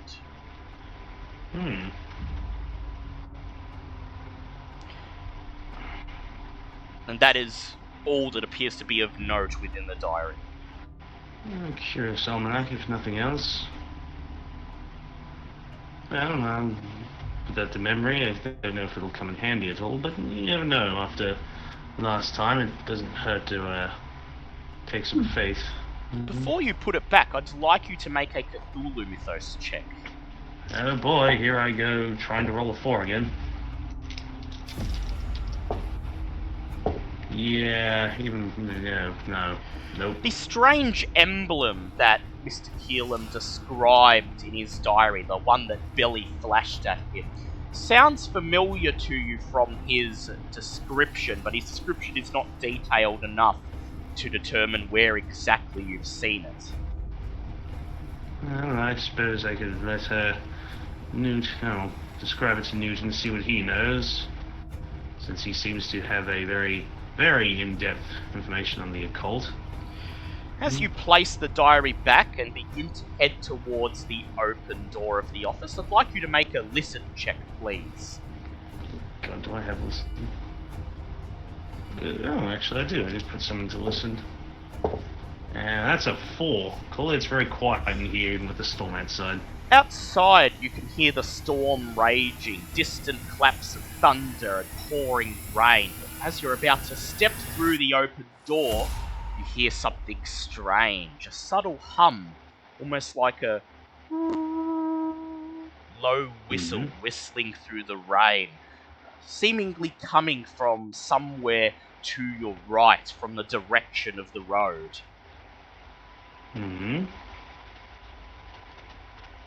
What would you like to do? I'll look out in that direction to see what the light is, I guess. I'd like you to make a spot hidden check with advantage, as you did hear. Okay. I think that is... it's just a hard pass. So you're just poking your head out the door and taking a look and seeing what it is? Yes, I don't want to go running out, yelling and waving. You poke your head out through the door frame, and you see, sort of floating or hovering above the road from the direction of the stranded truck, what appears at first to be a cloud of gas or something like that, glowing bright blue in the darkness outside. It seems to be the source of the humming sound, and as you watch it for a moment, you notice that indeed it is not a cloud of gas. There's something slightly more solid to it than that, and although it does not seem to hold any decipherable shape for longer than fractions of seconds, it doesn't seem to be as incorporeal as a mere cloud. This must be the dead light, and as you stare at it, it begins to float in your direction, perhaps having noticed you. Oh dear. You shouldn't have looked at it. I hear an odd noise. I mean, I haven't heard anything about the dead lights. I know I heard someone mention a light, but I figured if we just kept our distance, we'd be fine. First of all, I'd like you to make a sand check. Well, yay, lovely, grand. Oh boy. Sand. Pass. That will be a sand loss of 1d3, please. Oh. Ah, that's a 3, of course it is. What the fuck is that? Says Gloves as he reaches for his farming hatchet and stands behind you in the doorway. What would you like to do? Well, I will look at him. I'm not sure, but I'm getting the impression that, so put a hand on the hand axe going, that's not going to help us. We best move quickly back to the others before that thing gets any closer, I think. The hum grows louder as the light, or whatever it is, draws closer. Boots takes a quick glance out of the door and he says, reckon we can run back or you want to hide out here? I don't know what I want to take my chances with, mate. Oh, damn it. How far is it from here to, back inside? About 30 feet. It'd be a solid sprint. The entrance to the cafe is about as far away from you right now as the light is from your location. So we have you're telling me there's a chance of making it back? There is a chance. It depends on how fast you can run. Warrior's not built for this shit. Or you could take your chances hiding if you think that's the safer option.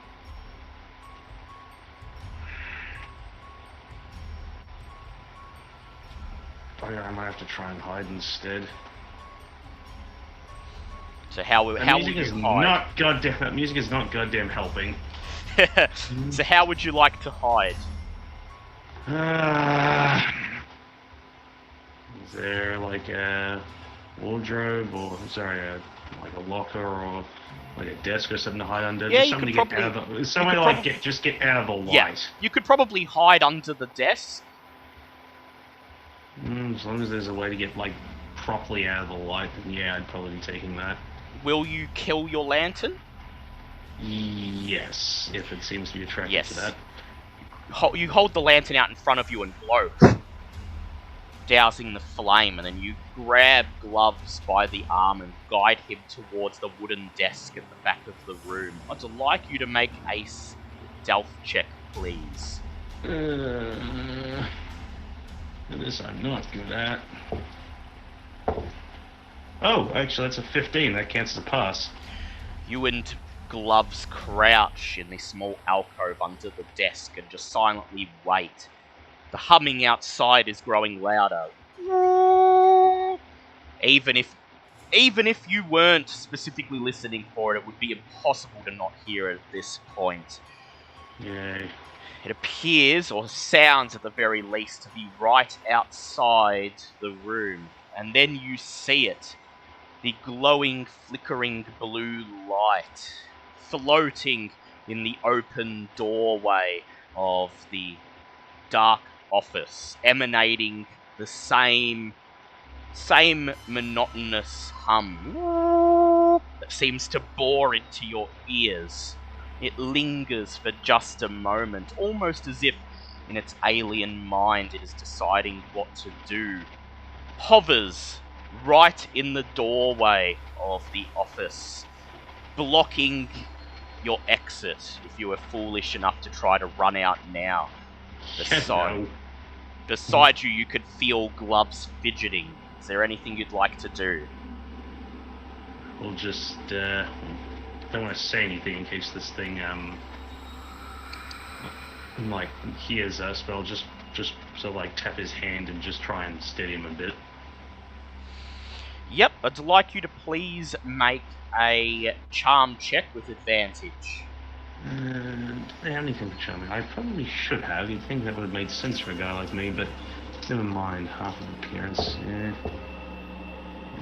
Push that shit. 26, that's a pass. You feel him steady for a moment, and you just watch and listen.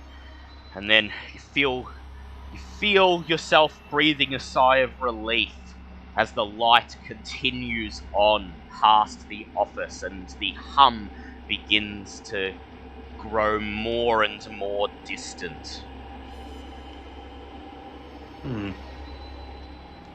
Maybe it's going to the bathroom. Well, as long as it's not directly in front of me, I'm not really fussed where it is now. The two of you stand up, make your way to the doorway, and chance a glance outside, and the light is nowhere in sight. So you quickly run across the soaked motor court to the cafe and burst through the door. Just in time to see the waitress flashing a smile to Lieutenant Jones and disappearing into the back room. Oh boy. Officer Richard, may I have a quick word with you? New to you as well, please. Yes. Newt and Richard get up and join you at the entrance as the elderly couple and the manager just watch you wordlessly from the opposite end of the diner. Well, I will bring them over. I'll start with we'll start with like the dyer and stuff. Just going, went over. Here's the health care. Here's the first aid kit. Here's what we, curious bit that we found. I'll explain what we found, and then went and yes, it seems there's something else out there. It turns out those lights we saw earlier are a tad more dangerous than we might have thought. We'd have been back sooner, but we had to hide from one of the things as it came in looking for us. Seems they seem attracted to light sources, as it were. Rather curious at that. Perhaps as if to accentuate your point, I'd like you all to make listen checks at this point. Oh dear, I've gone and doomed us all. Hooray! Nah, the guy in the toilet. Oh, actually, yes, I meant to ask. I was just about to ask, as the truckie from the fall. I will push that. I gotta push mine. And I've got a pass. I just passed. You hear from outside an ear-splitting, terrified scream. Ah! And then the sound of shattering glass, followed by a loud electrical zap. And I was just about to ask if that truck driver had come back in, but that would answer that question. Oh dear. I think it might be time to wake up Miss... Yes. Whatever her name is, I can't remember. Miss It would Webb. seem to be... might be the best idea, yes.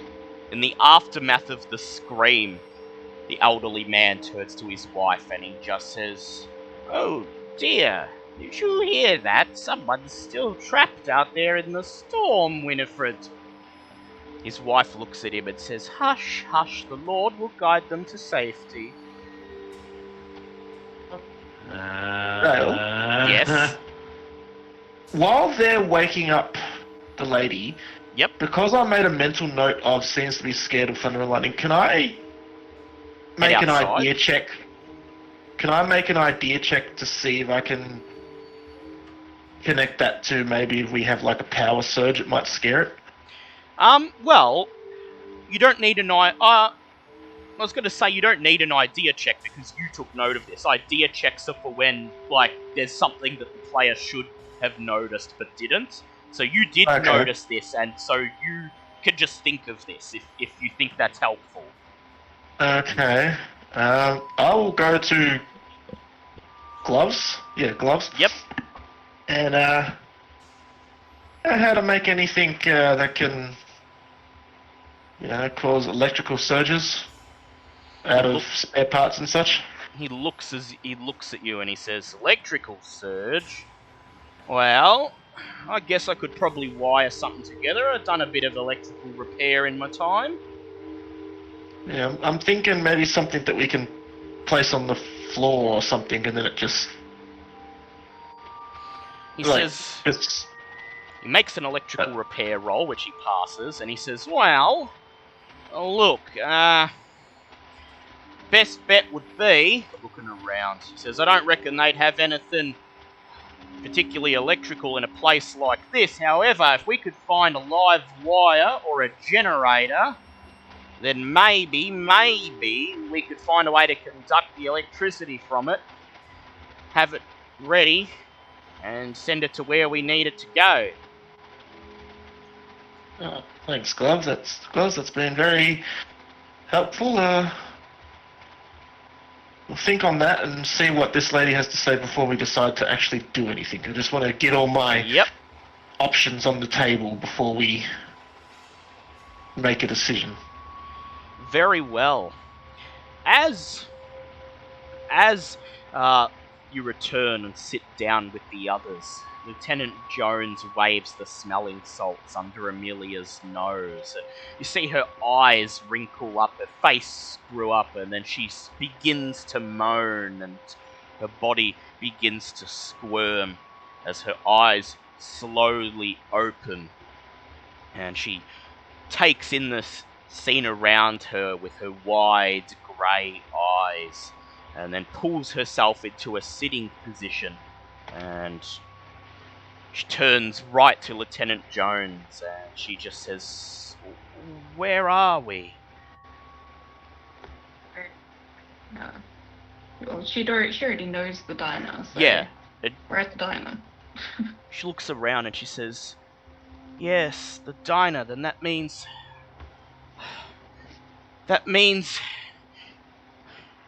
we're closer to my grandfather's, but She just sighs and trails off. She says, "How long has it been?" I don't know, how long has it been? It's been about an hour, maybe an hour and a half since you brought her here. I will tell her that. She frowns and she says, "Well, then we're running out of time. We need to get back. You're a police officer. You need to get back and help my father. He's being robbed. Maybe he's already been robbed. He needs our help. I promised him I would get help. I knew that the cafe was only a short walk through the woods. I was running, but then that thing was chasing me, and she trails off again." What thing? She says, the light." Okay. How did you get your bruises? She says there was a struggle. The assailants, they were there for my grandfather's collection. One of them had a gun, and I blindsided him. Tried to knock him out with a lamp, but he must have knocked me out. The last thing I remember is him swinging the shotgun in my direction. When I came... Yes? I was going to say, so you don't remember us finding you or getting outside? She says, yes, I remember. Car nearly hit me. I remember this police officer. But everything else is flashes. Something bad has happened at my grandfather's house. They came to steal his collection. They came to... She frowns as if she's trying to recall something. And she just trails off. Was I around when she mentioned who her grandfather was? No, you were not. Who exactly, if you don't mind me asking, is your grandfather? She looks at you and she says, "Professor Vincent Gray, of course. Everyone in these parts knows him, and they know of his collection. Some know how much it's worth, and I fear that somebody has heard that he and I live alone up there, and perhaps have heard that he's been unwell lately, but..." I was about to say, could I roll to see if, Oh god, now I remember what the hell I was going to ask for. I was going to say, would Vincent have ever mentioned, because obviously you said I've been talking to him a lot, would Vincent have ever mentioned a granddaughter to me? No, he has not, strangely. Are you... You say you live with him by yourself. Has there been correspondence with... No, if you're his granddaughter, no. My name is Henry Longfellow. Apologies for not introducing myself earlier. Trying times and all, but, I have been in correspondence with Professor Gray for some time now, and he never mentioned a granddaughter, let alone that he was living with one. Also, at the end of last episode, you actually went and visited him. Yes, I did not see her. Yeah. I never saw you. I was there previously. She brushes some disheveled hair out of her way and she says, of course, he tries to keep his research away from me, perhaps to protect me from it. I know very little about his acquaintances or his correspondence with them. Furthermore, for the last month or so, I've been in Boston, attempting to sort out some affairs of my own. Has Professor Longfellow described what was in the diary to me to see if I... No, yet. I did mention... Oh, no, you did? I You did. did? Yep, I you did said I describe it. mentioned that before everything went to shit. At this point, I pulled Professor Longfellow aside and I pulled out the coin that was found on this lady. And I say that's describing the same symbol that's on this coin. Oh. Or very possibly seems so. Well, to the best of my ability Yes. to interpret it, this is the same symbol that was described to be on that armband of the man that was associating with that lady behind the counter, who Lieutenant Dick has seemed a bit annoyed that this lady is here. For reference, this is what the symbol itself looks like on the back in a coin.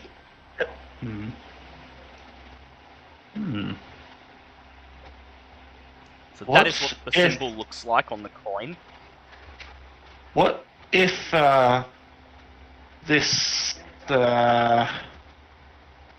I continue, what kind of truck is on the highway? Is it like a shipping container on the back of the truck, Yeah, or is it like a flatbed? It's a flatbed truck. Okay. Usually would be used for transporting cattle, from what you were able to tell. What if this orb is not potentially evil, but is helping the professor defend himself from the attackers? But That said, I will let you make an idea check just now. That's very good. Okay. I'm trying to scramble to put together pieces of whatever the fuck's going on here. can I push that? Yes, you can push that.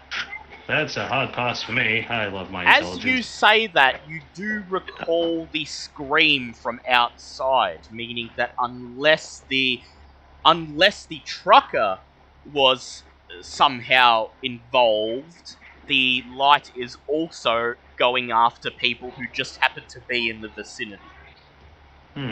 Well, he crashed in a way that stops people going further towards the home. Yes, but at the same time, you could have also done it by mistake. That's true. That's true. That also being said, the professor may have lost control of whatever spell he may have cast, if he did indeed cast a spell. In the You're background, suggesting you suddenly hear Amelia gasp and say, My coin! Where is my coin? I can't have lost it. If I've lost it, then we're all doomed. I will turn around and look at her and go, relax, my dear, we found the coin on your person after you collapsed previously. We were merely looking at it to try and ascertain where it had come from. What do you mean...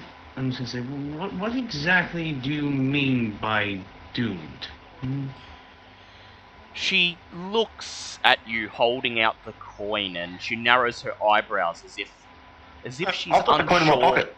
Oh, you put it back in? Oh, yep. Oh, So yeah. She, Yeah, I'll put so it back she in my doesn't pocket, she doesn't see you holding the coin. She just looks at you, narrows her eyebrows, and almost seems as if she's unsure whether to trust you. My dear, I assure you, I have been working with your grandfather for some time. There's no reason that I would try to mislead you with this information. We're all in this... all in the same boat together. That is correct. Yes, something along those lines.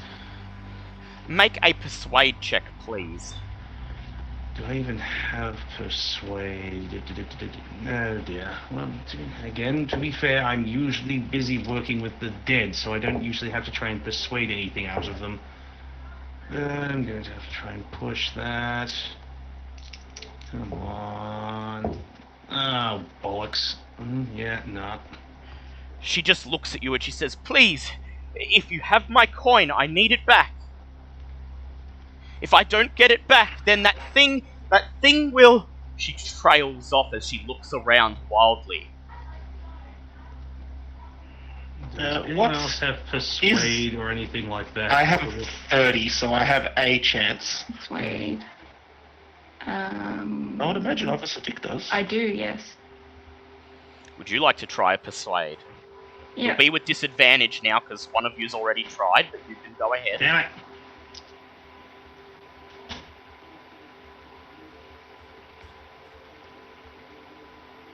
Because, yeah, we kind of need more ideas on what the hell's going on here. Fail. Shit. Fail. Yeah. I had something I wanted to ask her, but I had to go for a sec. Yeah. She just Fair. shakes her head and she says, "You don't understand. That thing is... My grandfather says it's important and it will protect me, protect us from... If his research was to..." She continues looking around wildly. And then she just looks at Newt and she says, "Please, if you have it, please, I beg of you, give it back to me. Now." Explain what it does, and we will consider it. Make a persuade check with disadvantage, please, Newt. Can I ask if I can try something first? Oh, yes, go ahead, yep. Can I try a psychology check to work out just how scared she is, explain how scared she is, and do the whole movie thing of "you must be really scared"? Make blah, blah, blah. make a psychology check with disadvantage. I was going to say, would I be able to roll anything to try and, like, piece together what she's trying to refer to? Because I think I have an idea in my head on what she's on about, but I'm guessing I can't just... well, you can if work it's... that out. You don't need an idea roll if it's something that your character would know, so... you would no, know. It was more a theory in my... I was working... I'm based on sort of what... thinking Well, based on all the clues you know, it's entirely possible that you could come up with this theory, so... Okay, well, my theory that I have in my head is basically, as she said, that people have come in to attack. He's working on stuff, and obviously is very, very insistent that we come and help him. But it would seem that whatever he's working on has gone awry with this home invasion, and whatever has been unleashed while they were attacking has obviously started coming after everyone. The other theory would be that the amulet that she has is keeping her, at least her, protected from this thing, and hopefully by being in the vicinity it might also be referred to us as well. Do you voice How these theories out loud? I won't tell you how you're looking, but do you voice them out loud? Yes. So as you voice them out loud, Amelia seems to look at you, paying attention to your every word, and I will allow Newt to make his psychology check normally. Normally? Well, then that's a hard pass, because my first roll was an 11. My second roll was a 33, which is also a pass, but the 11 was a hard pass. You both listen to Dr. Longfellow's explanation of his theory, and as he says it, as he finishes his explanation, Amelia just looks at you and she says, "Well, you seem to at least know more than I, but You then coax her into explaining what the coin does using reverse psychology, ensuring her that you're just as scared as she is, but you need to work together here. Calming her down enough that she begins to explain. And she says, well, I don't know what it is exactly, but my grandfather explained that if... She trails off for a moment, thinking, and she says, well, he recently took possession of this creepy old casket thing, made of silver. Told me it was incredibly dangerous, and that if what he suspected was inside it escaped, then this coin would keep me safe.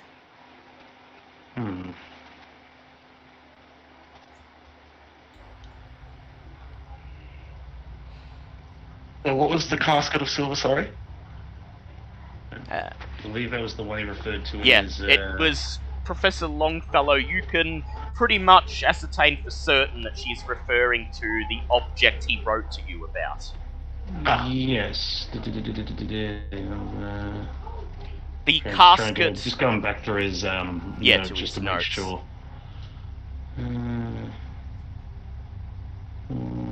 Idol. Yes, acquiring a silver coffer said to originate velocity of Narlat, which is connected to the idol. And So the it's sarcophagus, and according to his notes, the sarcophagus from, Yes. episode 1. So obviously he was working on, no, from what I can tell, he seems to have been working on that, and this little home invasion has obviously buggered up more than what we could possibly hope for. Do you explain this to everyone present? Well, I'll definitely explain it to the Newt. group, because Yep. let's face it, yeah, because we need to be on board with what the hell's about to happen. Oh, yeah.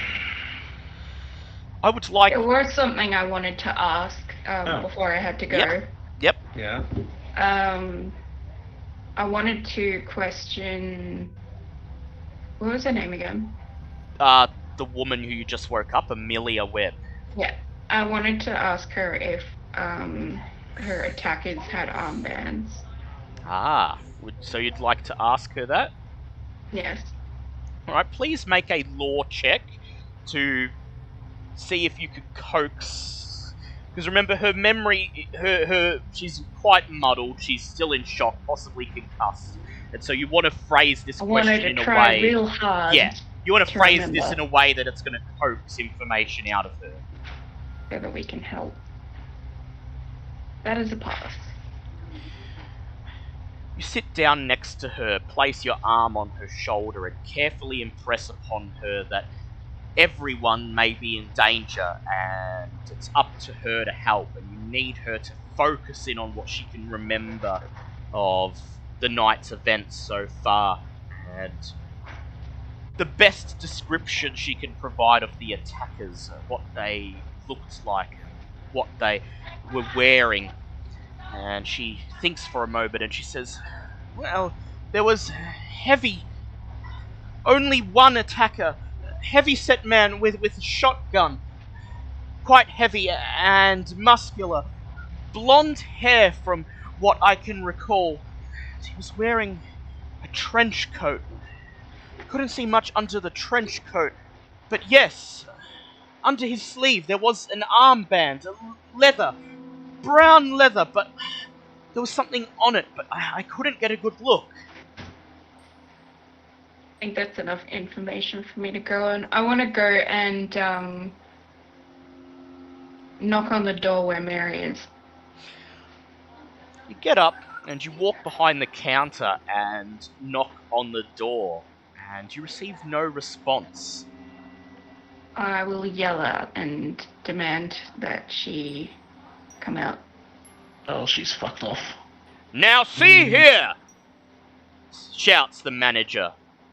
You turn to face the manager. His arms are folded in front of his tailored suit breast. And he says, You can't just demand to harass my employees, and furthermore, you're not allowed behind that counter. I don't know who you are, I don't care if you're a police officer, but until somebody explains what's going on here, I would ask you to just sit down and be quiet. There's a humming ball of light outside that just killed someone. You gotta say And this that- to him? Depends on what Officer Dick was just Go about ahead. to say, because I did just interrupt her. Go ahead. Yep. Yep, I say it out loud. He just looks at you, and he smiles, and he says, "Oh, so now we're taking in maniacs for the night." He says, "I'm in Hey. half a mind to turn you all out into the rain." I'll tell him to sit down or I'll arrest him for obstruction of justice. Make an intimidate check, please.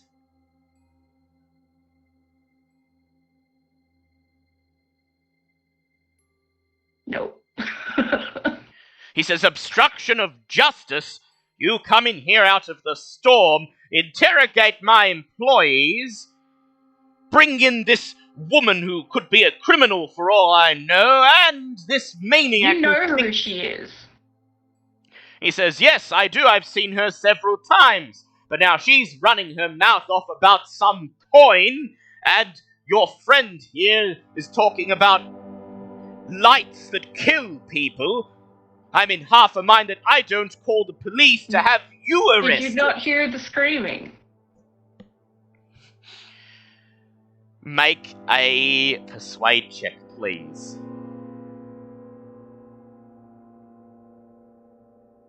Push it. Yes, you can. Okay. That was a pass.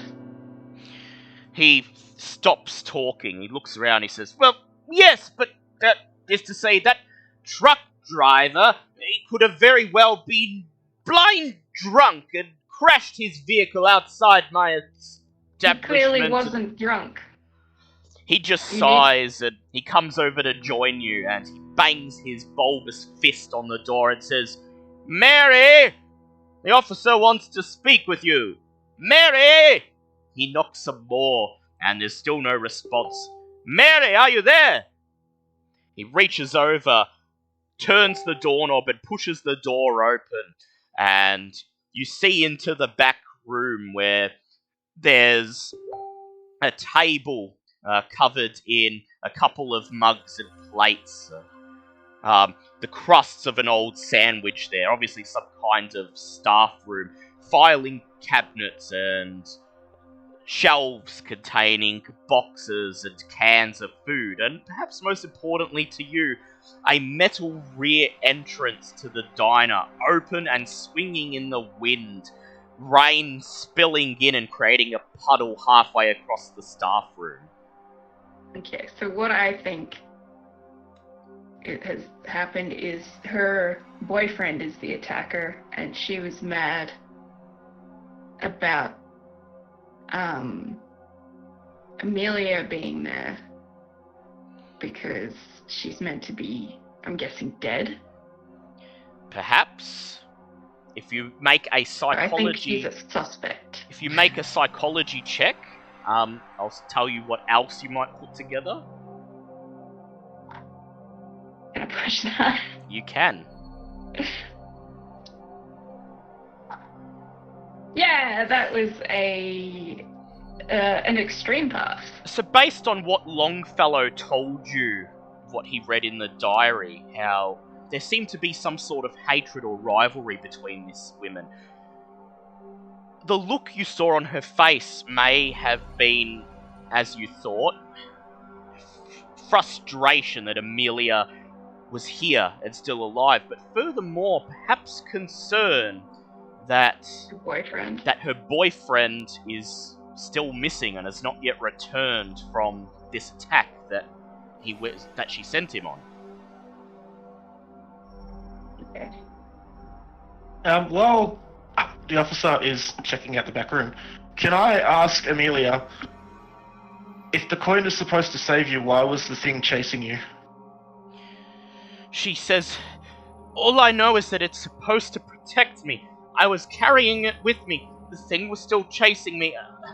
If there's some way to use it, I'm not sure, but it kept me alive long enough to find you, did it not?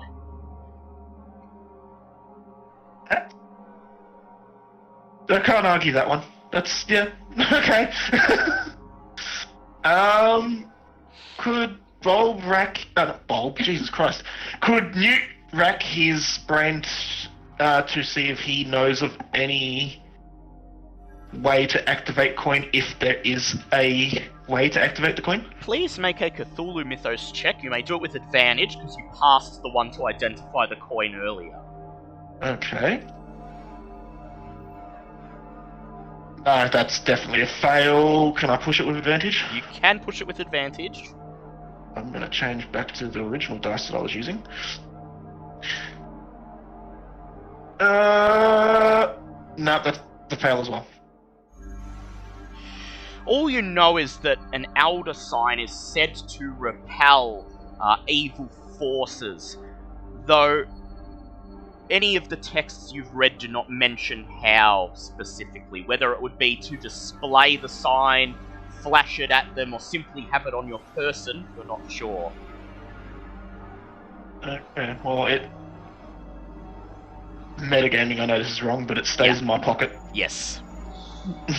We've dealt with carving into We things have. before. Meanwhile, I wish you medic. know that they're protective. Well, yeah, you know that they were carved into the farmhouse and prevented the djinn from passing through the windows and doors, so your assumption would be that displaying the sign is what repels entities, but you cannot be 100% certain.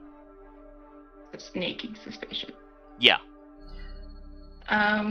What would you like to do, Lieutenant? I would... Alright, how's the weather looking? It's still storming out there. And this thing's still out there. As far as you tell, ever since you heard the scream, you haven't actually, no one seems to have noticed it, or there hasn't seemed to be any further activity from it. And this unsettles you quite a bit. That it's attracted to light. Perhaps. So you're here in the staff room. Most of it's just food and provisions and timesheets stuck up on the wall and stuff. But you do notice that there are a couple of lockers for the employees I was about to ask as well. Yeah. if she had a locker. If I could have a look at her locker. You walk over to the lockers and you look for the one that has the nameplate Mary on it. And you go to open it, but it appears to be locked. Behind you, the manager sighs, exhales deeply, and he says, Mary would be the only one with the key. Do you have anything to break it open with? He says, well, I'd rather you attempt to do it without causing property damage first, but if need be, I suppose I could drag a mallet out from the service station office. I don't have locksmith, so does anyone? Does anyone have locksmith? Newt does. Sorry, I was muted. Yep. Would you like to call for Newt to come and open it? Yeah, I'll call for Newt. Come open the lock, dickhead. No. Oh, now you can get fucked. While I'm trying to open the lock, I explain to Officer Dick what I've been told about how the symbol is supposed to protect. And I'll be like, oh yes, that makes sense from that time where you betrayed us. Yeah. Okay, Sergeant, locksmith. Come on, 26. I am not spending 11 luck. Can I roll that again? You can push it. Go ahead. That was a 25, so I only just got it. That's a success. Lovely. Okay. And so, the lock clicks, and Lieutenant Dick grabs the locker door and slides it open with a loud clang. And inside, you see Mary's casual clothes, some trousers and a yellow polka-dotted blouse, and her handbag just sitting at the bottom of the locker. Didn't take her bag. I will go through her bag. Very well. You go through her bag, and it's mostly full of the normal nicks and knacks you would expect a woman of her age to have. A portable mirror, lipsticks, blush, other makeup, a checkbook, and the like. Her identification. But then at the very bottom of the bag, you find two things of note. The first is what appears to be a leather armband folded up. The second is a scrap of parchment with a hastily written note upon it. Oh no, stupid woman went out without her protection. Yep. Maybe that's why we haven't seen the orb. You unfurl the armband, and sure enough, there is a star carved into it. But Newt, you notice that this star is subtly different from the one on the coin. I'll bring it up in chat so you can see it. Subtly different. Okay. I would like at this point both Newt and Lieutenant Dick to make intelligence checks. Intelligence that I can do. That is a pass. Hard task for me. By one. Having both of the symbols in front of you, you're now able to easily tell them apart, whereas before you weren't sure which one the description was referring to, an elder sign or something else. But you recognize this symbol on the armband, and an image flashes into your mind from scant 2 weeks ago. Mr. Butterfield smiling that cold smile from his car as he raises his hand, where this star is carved into his flesh, seemingly in blood. It is the symbol of the cult of Thoth. Oh! Would like you both to make sand checks, please. Okay, there we go. That's a fail. That's a fail. That will be a sand loss of 1d4. D4. Where's my D4? That's a 2. Okay. Alright, and what is this note she has? You unfurl the note, and it simply says in messy handwriting, "Your intel is received and much appreciated. Tell Billy to do the job tonight. Retrieve the artifact. Take the book, De Vermis Mysterious, with him, if needed. Butterfield." Okay, maybe Billy summoned the fucking orb. Oh. Yeah.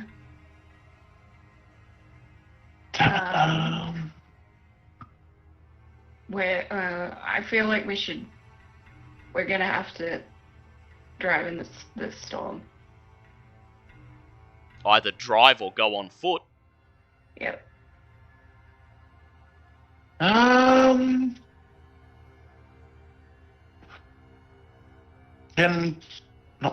Can Newt piece together that, with this new information, that maybe he should sketch out or carve the coin on the symbol onto something and give it to... In the symbol on Well, the coin. Newt, you can try to do that. However, you're not sure whether a magical spell is required to create an elder sign or not. You're not sure whether simply carving it is what gives it its power, but you could try. I may not be sure if it needs a spell or not, but just carving it out is better than just going, well, we don't know, so may as well not do it. Yeah, you can you come up with that, and as Lieutenant Dick and the manager of the store just watch, what would you like to do? In a diner like this, do they have like little wooden placemats? Make a luck check. Or little wooden placemats, or like the wooden coasters. Yeah. Oh fuck, my luck is shit. No, I would like to push it because You can push it. No, that was even worse. No. Perhaps due to the manager's reputation as a cheapskate, a brief search of the main diner reveals that instead of placemats and coasters, he just has old newspaper pages laid out on the tables. Well, I say to the others that my idea is to carve out the symbol that we're being told will potentially protect us, but I need something that's not going to wash away in the rain. Such as anything that's small and wooden or plastic that I can carve into, but drawing it on a piece of paper is definitely not going to work. As soon as we go out into the rain, obviously it's going to fade. The manager frowns, he crosses his arms, and he says, well, a plate or something, I suppose, but how to carve it so it would be visible? Why don't we ask our other guests? And he nods over his shoulder towards the old couple, who even now are still pressed against the window, carefully watching the storm outside. Well, someone with more authority than me should probably ask. Would you like to do that, Lou? Do you think? Sorry, this is... I'm eating. That's okay. Lieutenant Dick, do you think that this is a good avenue to go down? If so, would you like to head up to the couple and ask them if they have anything, a hard surface or anything like that? I'm not sure what he's getting at, but well, he wants to carve an elder sign into something that you can hold aloft, but there's nothing in the cafe that you could do that with. There's no placemats or coasters. we already have the coin. You already have the coin, but I think he wants to make another one. Yeah, I want to make it for everybody so that, I'm not the only one Well, protected. she said it would protect her and Us, yes. Okay. Well then, But forget it. if Yeah, you I've got want the to, coin. then fine. I can No. ask. You remind me that she said that. I've got the coin. That's right. Yep. That's fine. Very well. But we might need to give it back to her. And so, as the rain continues pouring down outside and you hear But what claps... about protecting the people here? Yeah, that's the thing. That's what I thought that you were going to get at, is carving protection on the diner or something. Well, I'd like you to make an intelligence check, please. Who? Lieutenant Dick. That is a hard pass. So you think how to protect these people, and you do realise that all this time they've been in here, they don't seem to have come under attack, and indeed, if the trucker was attacked, it was when he exited and went out alone. However, another way to keep them safe could be to just bring them along with you. I'm not going to bring them along. I might tell them to lock the doors, stay inside, shit in the sink if you need to. So you're going to tell Newton, Dr. Longfellow and Sleeves, that perhaps the best course of action now is to make your way to Professor Gray's time is manor. of the essence.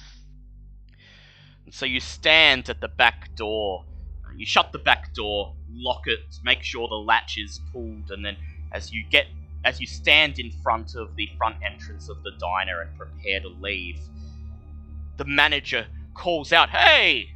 I hope you're not just thinking of leaving us here to the mercy of whatever is out there." I'll say stay inside, lock the doors.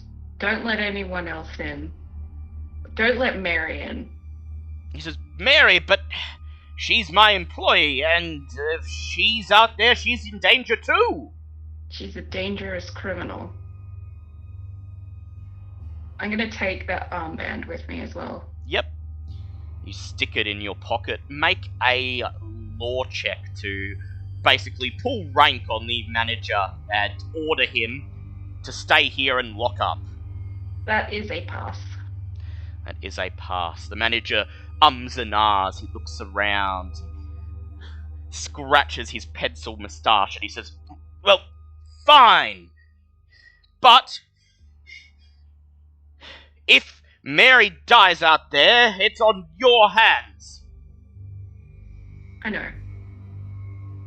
He says, very well, be quick. I'll lock up the entrance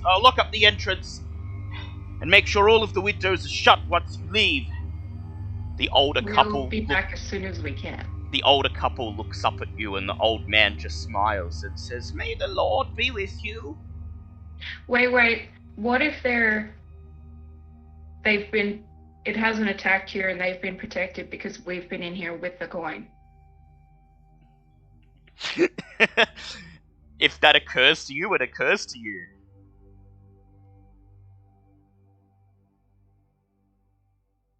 It's entirely up to you.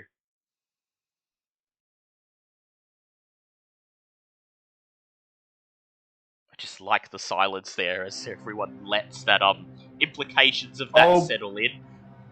Not Bob. Newt is going to go to the doorway and carve the star into the doorway. Ah, that's okay. It's a good idea. So you pull out your penknife, and just as you saw back in the farmhouse, you carve the elder sign into the top of the door frame. Please make an occult check to try to render it perfectly.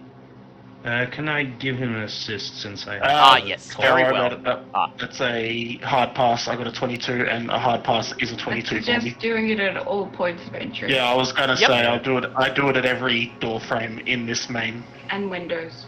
Yep. Also, I haven't realised I've been mute this Yeah, you have last few been. minutes. Sorry about that. Anything interesting you said?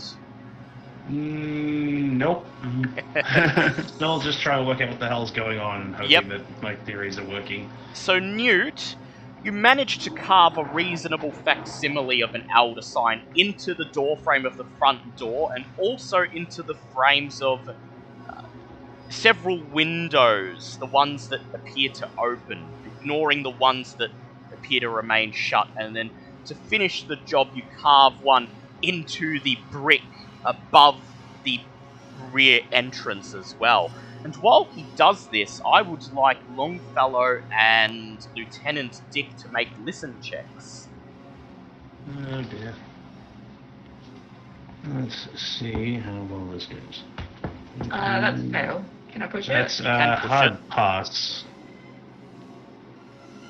As you watch Newt carve the elder signs and assist him to the best of your ability, you hear it again, the hum of the dead light. But this time very distant, far away. And as you turn to face it, you catch just a momentary glimpse of the pale blue glow departing into the woods about 30 feet ahead of the truck that blocks the road. It seems that our friend here had the similar item. Seems to be on the move.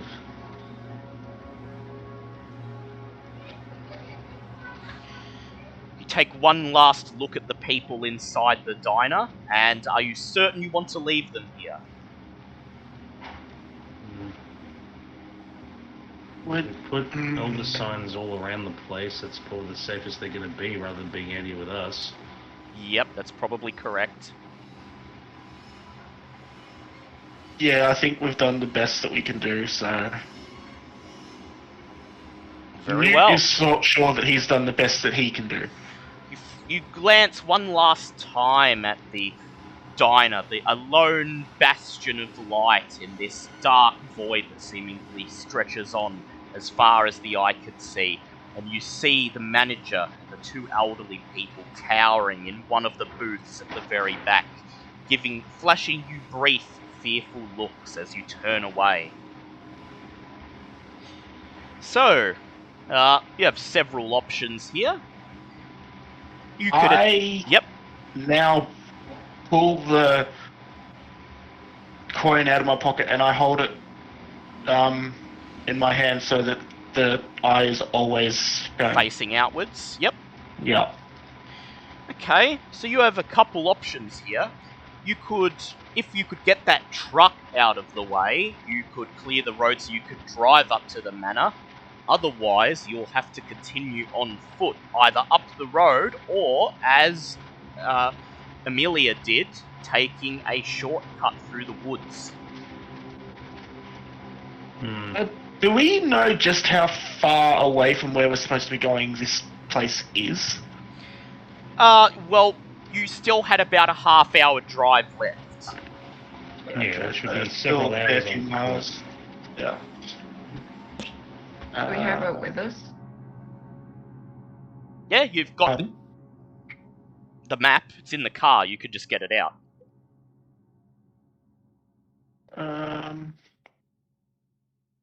I ask Gloves to come with me and have a look at the truck. How about we stick together while we're outside? Yes, I too believe in safety in numbers, considering what happened last time. Yeah, it might be safer to stick together and do things in order. Yeah.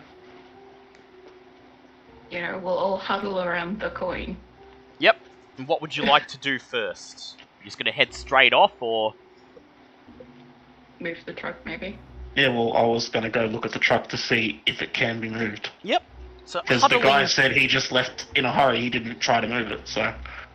huddling together, all forming a circle around Newt as he holds the coin aloft. You make your way across the wet, now almost entirely flooded motor court, the water coming up past your ankles and chilling your bones to the truck. The driver's side cabin door is open, swinging idly in the wind with a creak. And inside the cabin is dark, abandoned. The dashboard is dark, and the ignition has no key. So he fucking ran quickly, but he managed to grab the fucking key, didn't he? Boots is good with electricals. Yeah, I'm sure he could hotwire Boots the car. could. Yeah, Gloves could either try to hotwire it, or on the other hand, you I'll do just know be where the safe. trucker is. I mean, the last time we saw the trucker, he was heading to the toilet, so for all we know, he's probably still in there.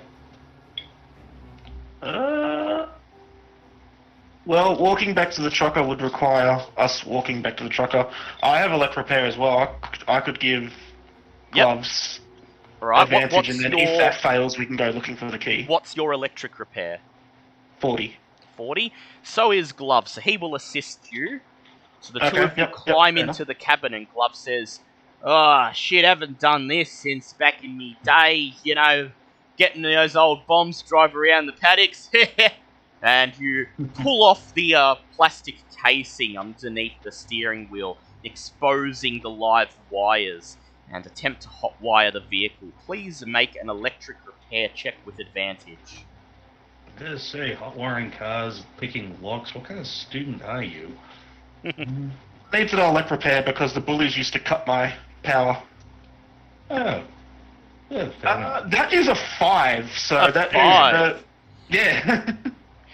So Gloves points out the wires that connect directly between the ignition and the engine, and you fiddle with them, crossing them together, closing your eyes and silently praying until you hear vroom, vroom, as the truck engine roars to life and the radio light on the dashboard turns on and begins to sing out in dulcet tones, "It don't mean a thing if you ain't got that swing." That's Fair enough. The truck now. Yeah, just... well, the guy's dead, so just try and reverse it off the road without trying Yep. to keep him Alright, dead. Gloves will make a drive auto check. His drive, because it is still a very boggy road. Yeah, yep.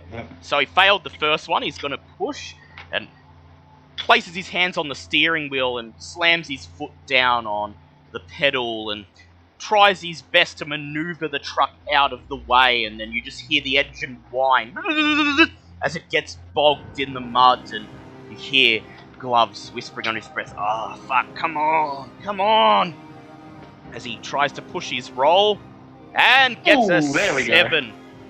Oh, You hear the engine whir once more as the truck is wrenched free of the bog, splashing mud all over the windscreen and the cabin side door, and Gloves deftly maneuvers it and parks it so it is facing parallel to the road and no longer blocking it. bravo, my boy. Told you I knew how to drive them things, what with all the bombing around in the paddocks. He just smiles at you. Well, You'd like to shall head we, back to your own head car? off then? Mm-hmm. Very well. You head back to your own car. Back to the Bentley. Back to the Huzzah. Bentley.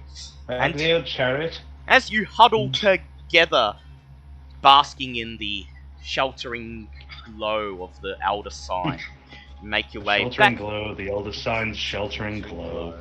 Make your way back to the Bentley. Like you all to make spot hidden checks, please. Oh, no. When you say hidden glow, does this thing actually glow Well, no, this it doesn't. coin? It doesn't. It's Okay. metaphoric. Hard pass. A normal pass. No, hard pass, Or sorry. is it spot hidden? Yep. Extreme pass.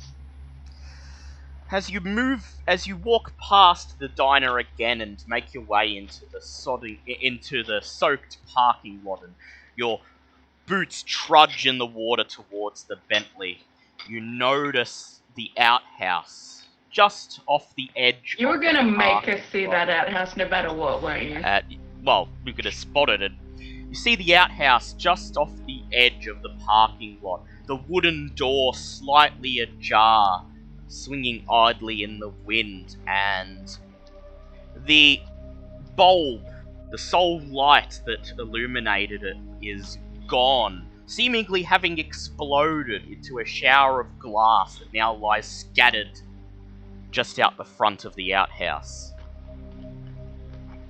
Oh dear.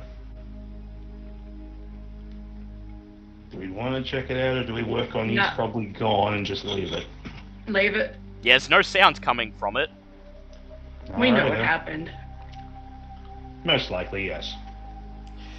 We Alrighty heard then. screaming. Yep. So you climb into the Bentley.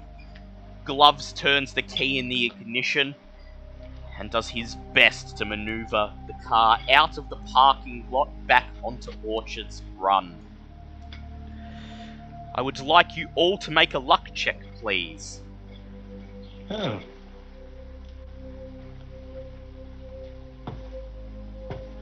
Push it. Pass. Yeah, I believe he can since it's not a combat roll. Yeah, it's not a combat roll, so you can push it.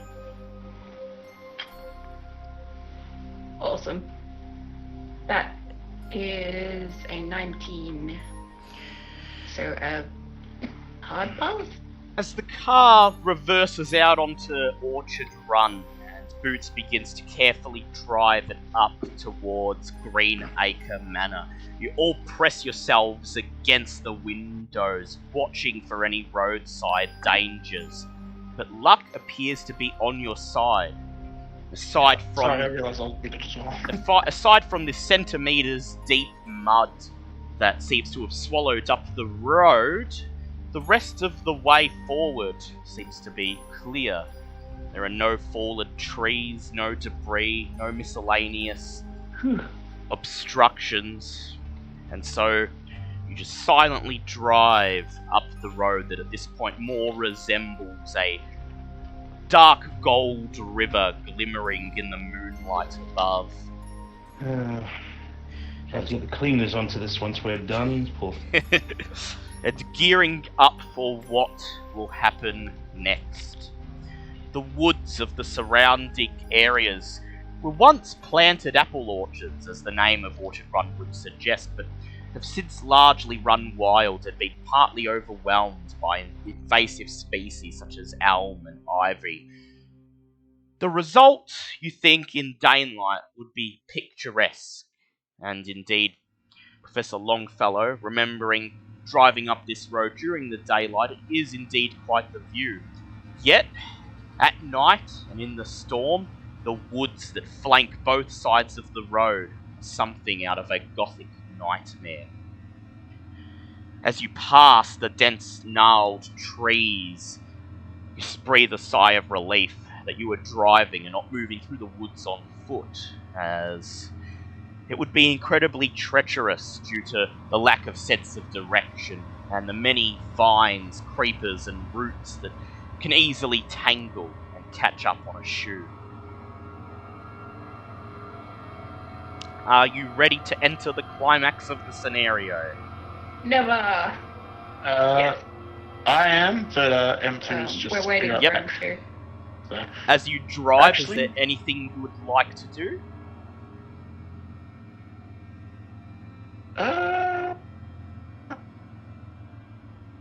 Sit in stoic silence, preparing myself for Yep. my likely death. Yep. You know, check your gun, make sure it's fully loaded, even though you suspect it's not going to help. Yeah. I I might need to shoot Billy.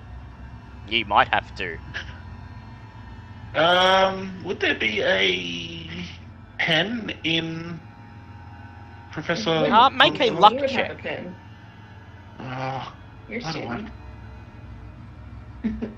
Where are your pens, boy? oh, that was actually a pass. Thank God. Yeah, that's a pass. Indeed, you reach over into the glove compartment and find an assortment of ornate pens that must have cost at least $20 a pop, just lying Jesus. there Even ready enough for for now, Dr. Longfellow to A lot use for them. now. Yeah. I'm just gonna take one, and the symbol that is not on the coin, I'm just going to draw onto the back of my hand. Very well. Make an occult check to do your best to copy it. Oh, I've got the, Yeah, you've got the armband, but maybe the armband only protects the person. The coin, I we think it think... would protect anybody. It's a symbol of,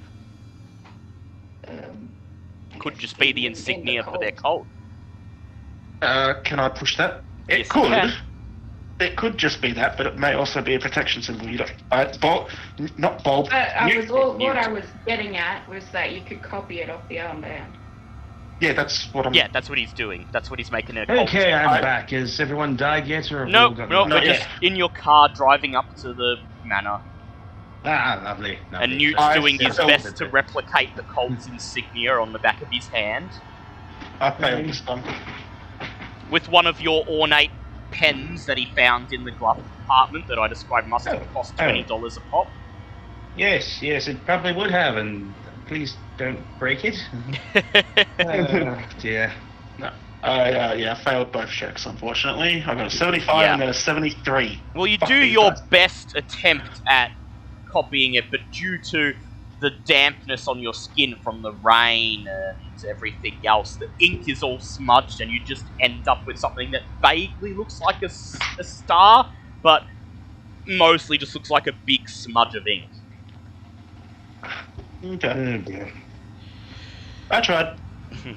Anything else anyone would like to do while you're driving towards the destination and entering the climax of the scenario? Are there any more no. signs? I was going to say, is there any more signs of the lights out there? at You all? may make a spot hidden check. Yeah, that is a hard pass. At first, the night appears to be quiet, or at least as quiet as it could be in this storm.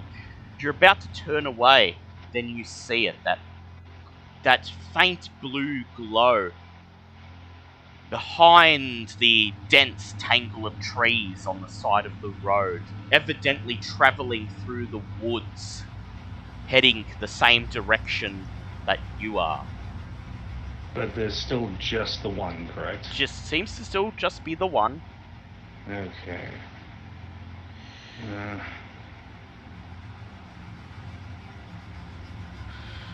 As you continue driving, there is silence save for the rain and the thunder claps. To your left, you pass another felled tree and carefully turn to move around it. As you draw nearer to the end of Orchard's Run, you begin to notice several of the trees that line the side of the road have been blackened, the bark strangely scarred. Almost like a lightning strike, but localized only in one area and arranged as scorch marks, suggesting that something burned them as it was passing by. I dare say we may have found the origin point of that blue light that's been following us this whole time. Or at the very least, a place that it passed. Yes. The manor is set some distance away from the main road, on the other side of a rising hill, and is therefore quite secluded. Although now rain slick and muddy with runoff from the storm, the road is freshly gravelled and shaded by a deliberate planting of trees, and therefore still passable even in the storm. And as you pass these small apple and orange trees, you can't help but notice that the bark contains the same lightly scorched appearance as the trees out on the road. Shame, this was very picturesque driving up here the other day. Oh dear. Finally, Gloves brings the car to the end of the driveway and kills the engine. The manor is a recently renovated, double-storied, old colonial-era property.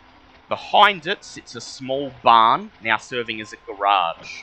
The manor comprises a small hall, a large reception, 2 studies, 3 bedrooms, a kitchen, diner, and a washroom. Or at least this is what you can remember from previous visits here, Dr. Longfellow. From what you remember, it is well appointed and well furnished to more than a comfortable standard. I feel like I would be explaining that one like word for word to everyone else, so Yes. just me waffling on the whole time, going, yeah, yes, colonial state, yes, back in the industrial period, yes, yes, la la la la, just on. You also recall that there is a large cellar beneath the manor, in which a modern heating furnace and kerosene-powered electrical generator have been installed. A generator that is apparently not running right now, as all of the lights in the house are off, and the front door is banging open and shut in the wind. A pitch-black void beyond the threshold. Well, the generator might be difficult to get running. I dare say if these things seem to not enjoy light as much, it might be in our best interest to get the generator back up and running. Anyone else have any other ideas? It wasn't exactly that it was the light that it was scared of, it was the lightning. Yes, more the Or electricity, maybe it was possibly. producing the lightning. I'd like Newt to make an intelligence check, please. Oh god damn it, that's 100. Can I push it? You can push Yes, it because it's please, an for idea the love check. of God. Yeah, I got a 57, so my intelligence is 80, so that's a normal pass. Yep. Your mind flashes back to that short glimpse of the outhouse you got before you left the service station and cafe. The bulb hanging out the front that was supposed to serve as the light for the outhouse having shattered, seemingly exploded. And how, after that cry for help from the trucker, there appeared to be only minimal activity from the light.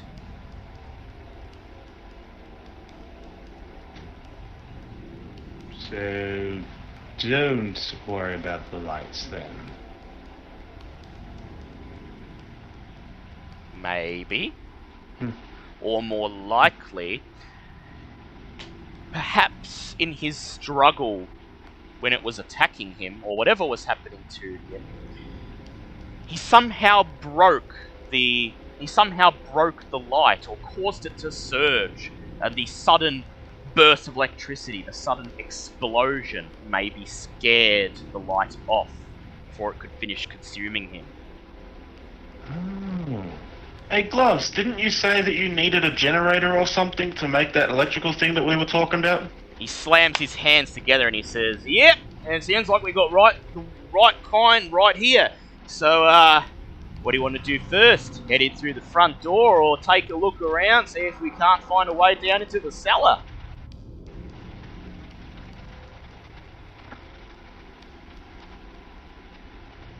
I suppose I do feel like the generator would be a solid idea. It would be a solid idea. I just hope that the professor isn't in a timed survival situation.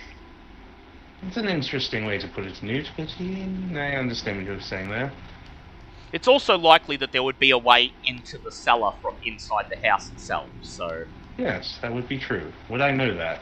Yes. I know You recall seeing the entrance to the cellar off the kitchen. That makes a lot of sense. Yes, we could always head just straight inside and go straight for the kitchen. There's usually a cellar door back of the larder, I believe. That said, you will have to pass through the darkened house to get there. So we do still have a lantern. It's not. Yes, you do have your lantern.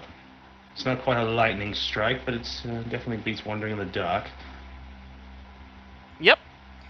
Well, looks like our way forward is kind of forced upon us. Yes, it seems that way indeed. Very well. And so you retrieve the lantern from the boot, and once again, Gloves lights it with his cigarette lighter, and Dr. Longfellow, you just hold it in front of you as you lead the others towards the abandoned, soulless-looking house. Would like you all to make spot hidden checks, and you may do them normally, as you do have the lantern illuminating the path to the front door. Ooh, I got a 4. I got a normal pass. I got a hard pass. Something shining catches your attention out of the corner of your eye, and you find, lying in the muddy lawn right in front of the front door, the flickering lantern light reflecting off its surface, what appears to be a metal crowbar just lying on the ground.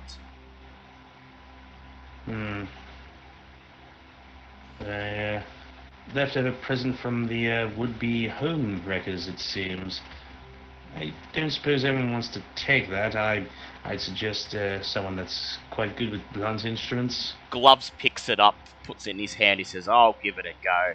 And as he picks it up, you notice that in front of where the crowbar was discarded, there is an odd depression in the grass and mud. Some of the grass is pressed down, lying flat, and there's a visible skid patch in the mud that has not yet been eroded by the rain. It looks as if someone slipped and fell here. Maybe Amelia. Yeah, possibly Amelia. As Yeah, far it as would you make know, sense. there's only one attacker. And so, would you like to step through the front door, or would you like to go and search the grounds for anything else? I will step in the front door. Very well. Yes. As you all step in the front door, and as Professor Longfellow raises the lantern up in the air to illuminate the entrance room, I'd like you all to make sand checks, please. Oh dear. God, here we go. And here we are once again. That was a fail. Oh dear, that's a 98. That's a Oh, fail on fail. that. That's a fail by 5. Oh, okay, that will be a sand loss of 1d6. Oh, bollocks. Don't be a 6, don't be a 6, don't be a 6, don't be a 6. I got a 1. I got a fucking 6! Alright, Oh, god damn it. make an intelligence check, please, Newt. Oh no. Oh, why That's does my bad. intelligence be so high now? That's a pass. Alright, I'll Shit. describe what happens in a moment. As you Yeah, step no into the problem. room, and this is what I you did see. it was 20. This is obviously the site of a violent altercation. There are 3 key points of interest here that you can immediately see. 2 dead bodies those of Professor Vincent Gray and Billy, and the opened metal coffer. Vincent Gray, in life, a classic example of a New England patrician with a thin, heavily lined face and close-cropped white hair, is slumped against an armchair, his shoulder bloody and his face ashen. Meanwhile, Billy's remains are in a strange and horrifying condition. He appears to have once been a young man in his early 20s, but now his features are contorted in agony and are almost unrecognisable. His jawbone and many of his joints have been self-dislocated in the throes of violent convulsions, and he lies like a discarded and broken marionette on the floor. The lower half of this body has been reduced to ashes as if some intense heat burnt him from the ground up. On what remains of his upper body, his skin is blood-blotched and blackened as if his veins had exploded within him, and his eyes are red-black masses of hemorrhage.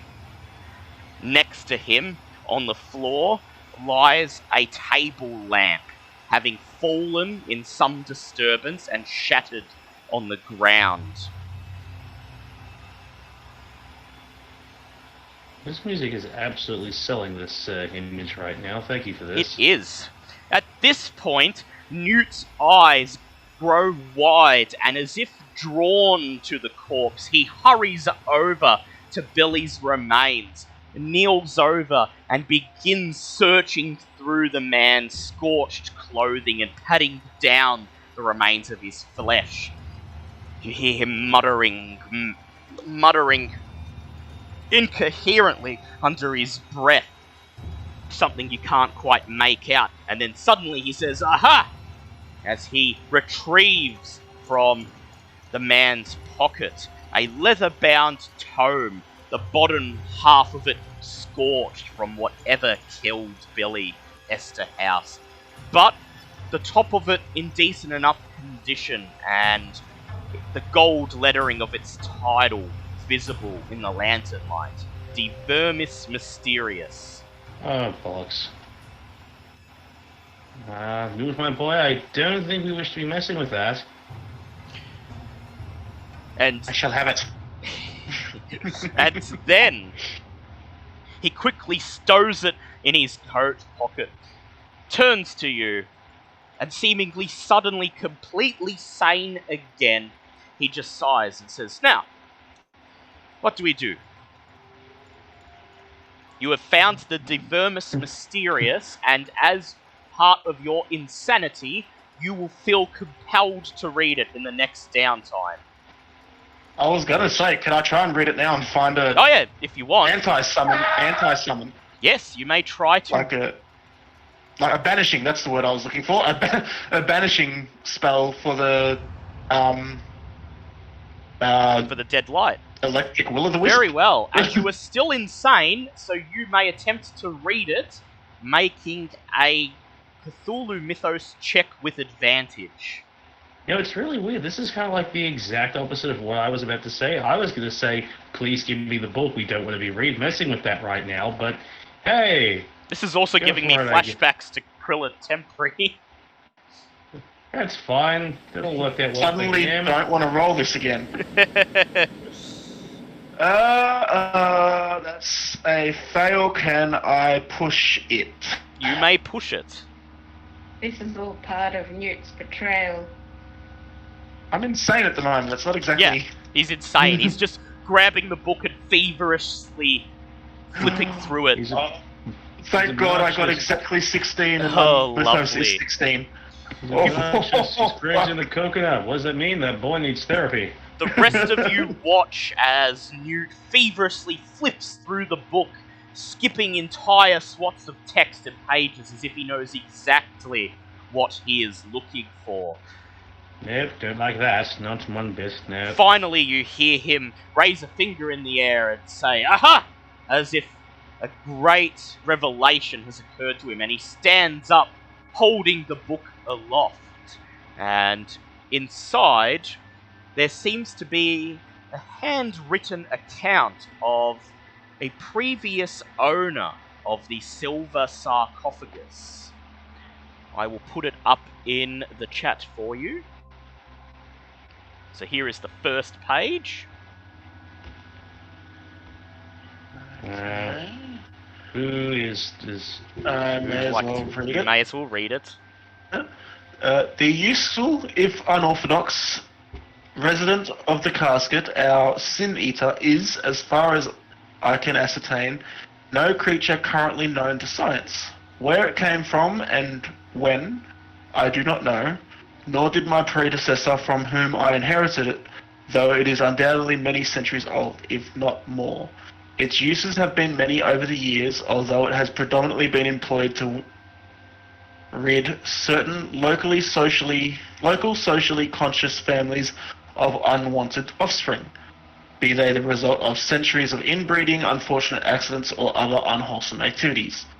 The legality of the creature's use is debatable. Its efficiency is not.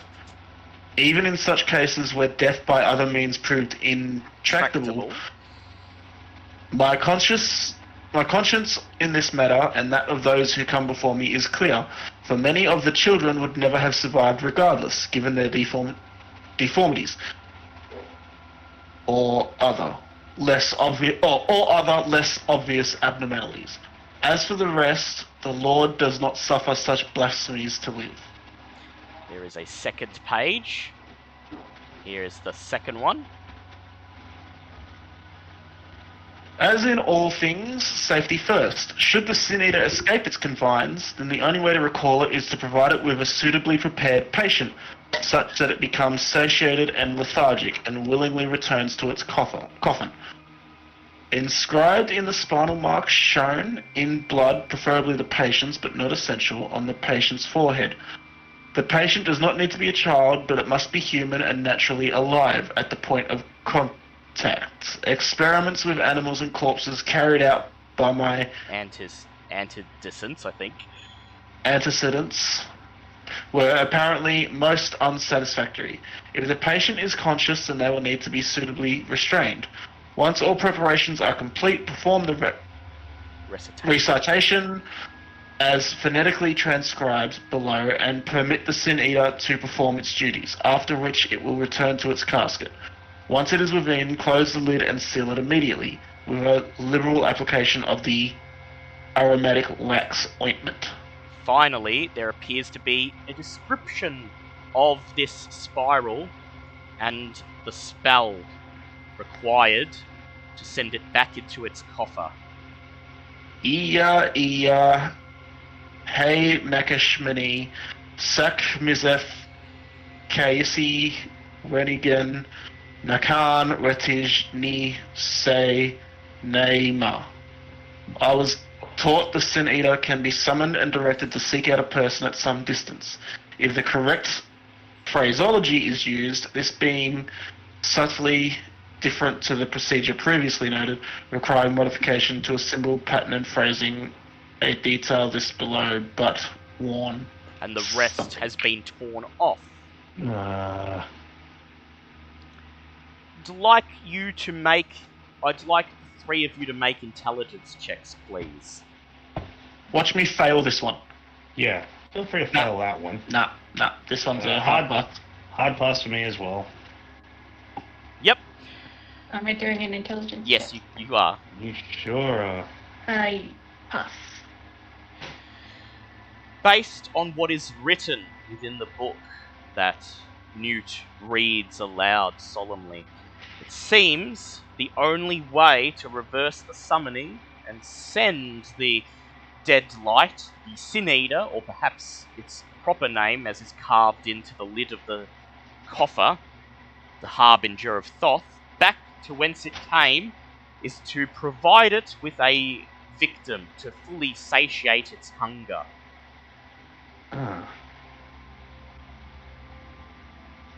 Well then, did it say it had to be alive when we did that? It didn't say it had to. Yes, it had to be alive, but not it has to be human. It has to be alive and not conscious.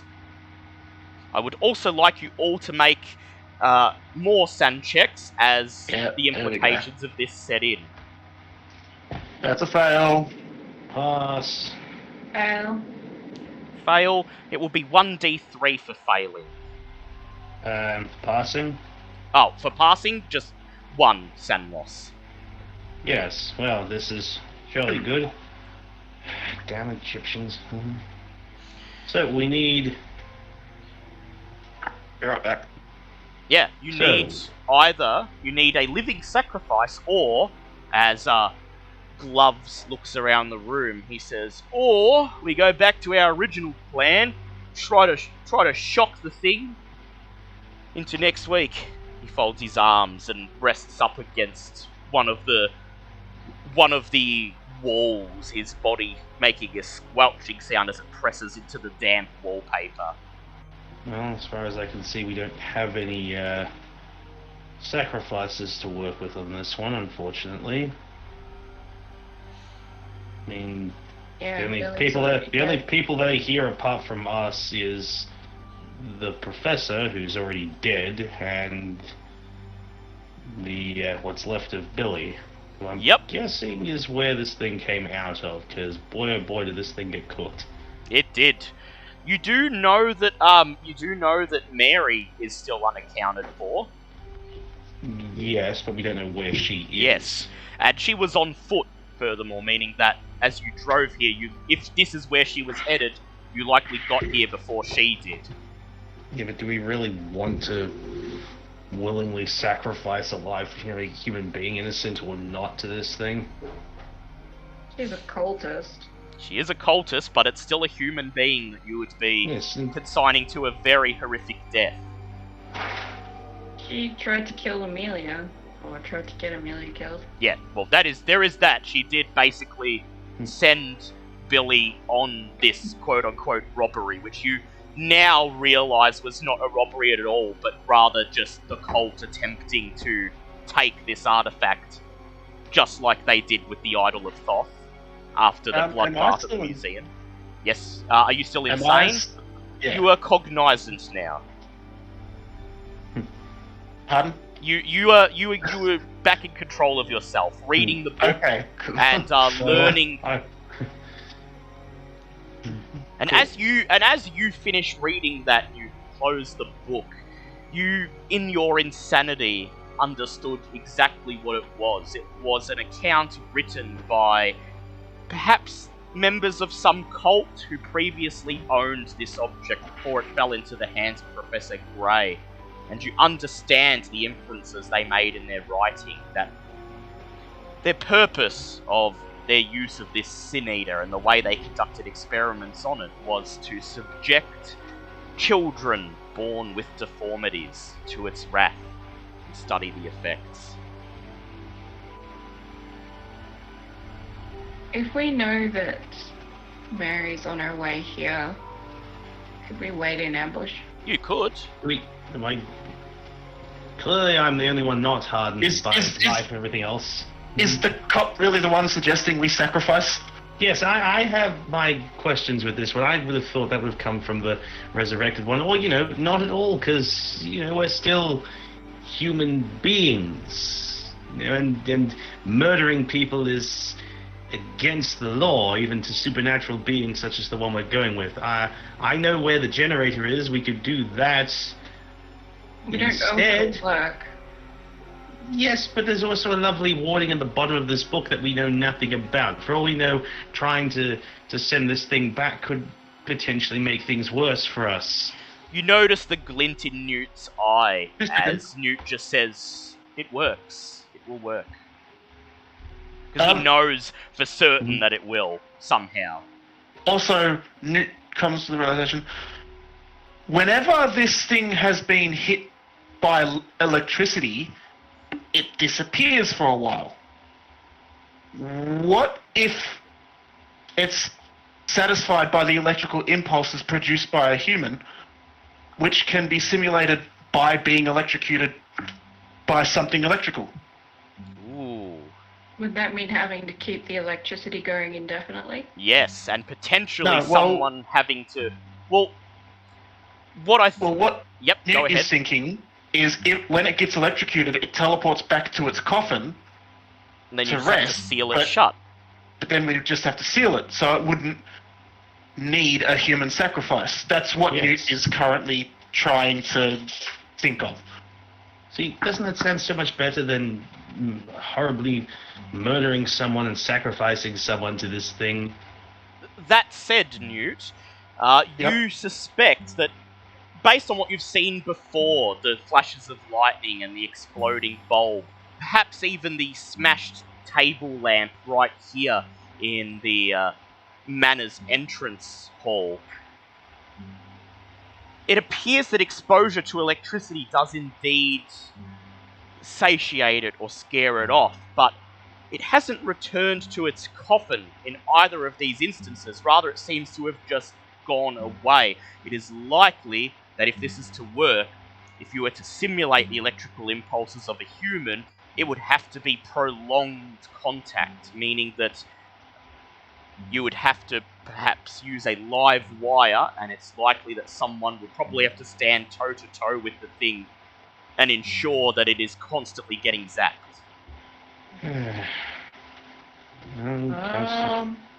Well, Newt has another an idea regarding that. The thing did chase Amelia when she had the coin, but it never got her. What if the person holding the live wire also has the coin on them? Yeah, And it that could may not get It might not be attacked by it. yeah. That. Also, I'm really sorry, but I will be right back. My food just arrived. What do you guys think of that? See, that I like. Again. Yeah, sure. Well, again, you're a cop. You are like the last She's a person. cultist, She is a cultist, but which means that she's gonna go on and do fucking evil. Then But- arrest her for Yeah, fuck's like- sake. you would. She's what? still on her way here. Well, she's guilty of conspiracy. Maybe. Well, Like, at I'm the very I'm- least, she's guilty of that. Don't know how long you'll be able to put her away for with it, but you know that she's at least guilty of conspiracy. Just saying, it just seems a little odd for the cop to be sitting there going, fuck it, let's kill this person. After seeing other cultists. Yeah, Really? Yeah, well, Wait, have I? Technically, I haven't seen any bloody You haven't cultists. seen any No, cultists, I have, but why yeah. are you yeah. even surprised? Well, technically, you've seen a cultist. You saw him just before he blasted your car with Yeah. a... Just with before zero he killed Newt. Yeah, With zero context, I don't know that he was a cultist, now did I? All I know is we saw him, we went to talk to him, and then he blew up. yeah, that is true. Although, I'm sure someone would have told you So that we he's... would have filled you in by now that they're cult. No, probably. Yeah, again, fine. We'll sit here and we'll just murder somebody. That's fine too. Let's go with that. I'd like you all... Fine! Hmm? Yep, I'd like you all to make listen checks, please. That's a pass. Where's my listen? That's pass. As the three of you argue over the ethics of sacrificing Mary to the monster, you have a momentary silence to catch your breath and think of what to say next, and then you hear it. The hum. Well, clearly we're out of Distant time. enough away that it's not close, but a quick peek through the open door of the manor allows you to see the telltale blue glow moving between the silhouettes of the thick trees that surround the property. Okay. Well, go on then. Let's go down to the cellar and do the generator thing. Get boots, gloves. Oh, I mean, you can just hide from it. You don't know if it's... You can hide Well, from it and wait for yeah, Mary to sure. turn up. Hmm. Keep in mind that the moment you get the generator running, all the lights in the house will turn on, and that will alert the thing that there is definitely someone in the house. Okay, so our main objectives at this point are either hide from this thing and wait for Mary, try to get the generator going, although obviously if we do it now it's going to know we're here, or No, that's pretty much all we've Yeah, got at the well, moment. the thing is, if you get the generator going, you kind of want it to know you're here because you would be aiming to zap it back into its coffin. But the thing is that it will likely come in for the attack once it knows you're here. Whereas at the moment, the house is dark, there's no activity. You would have a chance of hiding somewhere if you want to. Is this not? There we go. What if we got the trap ready, then turned the lights on, and I'm with the coin waiting right next to the coffin? Okay. Or did we think of something else while I was gone? Well, no. It's, No, most of what we're going was a theoretical discussion on the merits of murdering person. yeah. Oh, Good okay. or bad. And what was the conclusion? Inconclusive. Inconclusive. That there are pros and cons. Fair enough. How does Newt feel? Is Newt willing to sacrifice Mary if and when she shows up? I'm not insane. You're not insane. You can make it. I would rather choice. electrocute the thing. Yeah, I suppose that'd be the more scientific means of subduing it. So Yeah. Gloves just frowns Maybe all and he the says. vibes. Gloves just frowns. Maybe all and the job. Yeah. Oh. Yep. Yeah. I was just gonna say. Gloves just frowns and says, "Look, I know that she's possibly wrapped up in that stuff that took me cousin's life, but not sure how I feel about just feeding someone of that thing, Mention that Newt is too. Yeah. Oh, are you? Yeah. Not in that way. Look, could we I'm not perhaps... working with it. Look, I understand there may be some bad blood between you two, but maybe we could hold this off until after... I was going to say that maybe the jibes... I was talking out of character. Oh, okay. Sorry, I wasn't aware of which way we're going with this. Maybe the I jibes... said I'm not going to mention here. that Newt is too. Oh, okay. We only heard the news The too. humming slowly grows louder. Peering. Hey, most of that was out of character, so ease up on the Okay. impending doom, thanks. Just saying, as a quick glance out the front window shows you, the blue light is now hovering over the front gardens of the manor grounds, almost coming into contact with your Bentley, which crackles and bursts, which crackles and bubbles, and the paint begins to melt and burn off as the light passes it. That car was doomed the moment it was mentioned. The car is still fine, it's just now has a large scorch mark along the side of it. Oh, that's going to take so long to fix. Newt turns to Gloves and goes, "Help me get this fucking live wire ready. Yeah. Let's go." Best we Right. move out, head down to the cellar and make Make haste. ourselves scarce. Yes, Yep. make haste. Very I'm well. going to stay up here and hold the live wire. Yep. Yes, but you don't want to specifically be there if it comes in looking for anyone. Well, I've got to come on Yes, it to at does. some point. You rip the That was wire his from whole the plan. bottom.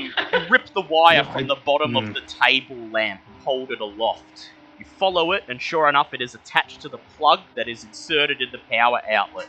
Once the electricity is on, this wire will be live. Okay. I hope you At the end made of the it, right. so I can. Yep.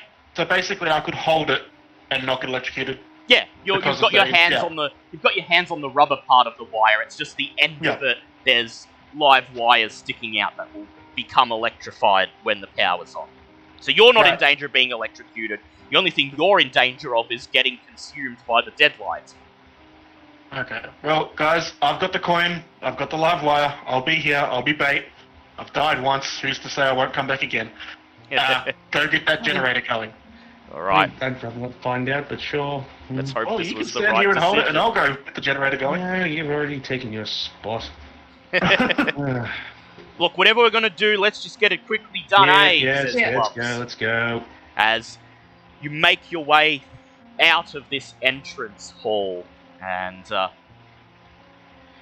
down the dark hallway into the kitchen, where a cold, half-drunk cup of tea and 2 plates with a cold roast meal sit on the table. Evidently, the attack happened during dinner. And then you see the door leading to the cellar. I'd like you both to make luck checks, please. Doctor and Lieutenant Dick. That is a pass. That is a pass. How about Dr. Longfellow?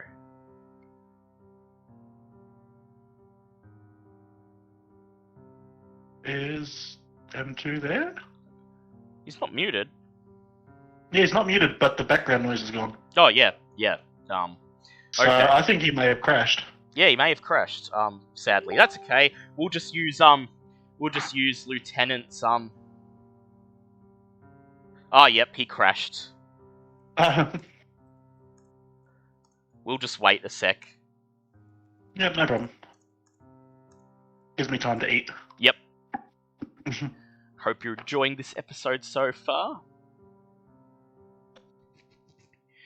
And I would... Yes. I know I am. Yeah. And so... You'll just wait for him to come back and do his luck check. And I hope this was the right decision. What do you... Tell me before we continue while we wait for him. What do you guys think or hope is going to happen? I'm hoping that the lights come on. I'm going to get Newt to yell or at least run and make some sort of commotion. Hopefully You pull out the plug. Well, obviously run within range of the plug, not going too far. Yeah, well the lights will Just come in on. the room, and just in the room. as soon as the lights come on, it'll basically make a beeline towards the house. You just need to let it know you're in this room. Yeah. And I'm hoping that it sees me, comes towards me, and I somehow roll luckily enough to get it in position and zap it. Yep. It's risky, but it seems to be... At least you've got a plan. I will point out at this point that the book says that if by any chance the people in the diner accompanied you, the old Christian couple would volunteer to be sacrifices, feeling that they have lived full lives and at peace with dying to save the younger generation. Huh. I wonder if they'd still be at peace with it if they knew that one of the people they were saving had made a deal with a genie. Yeah, that it might be different. Alright, so just waiting for him to I'll see if he can pop on his phone.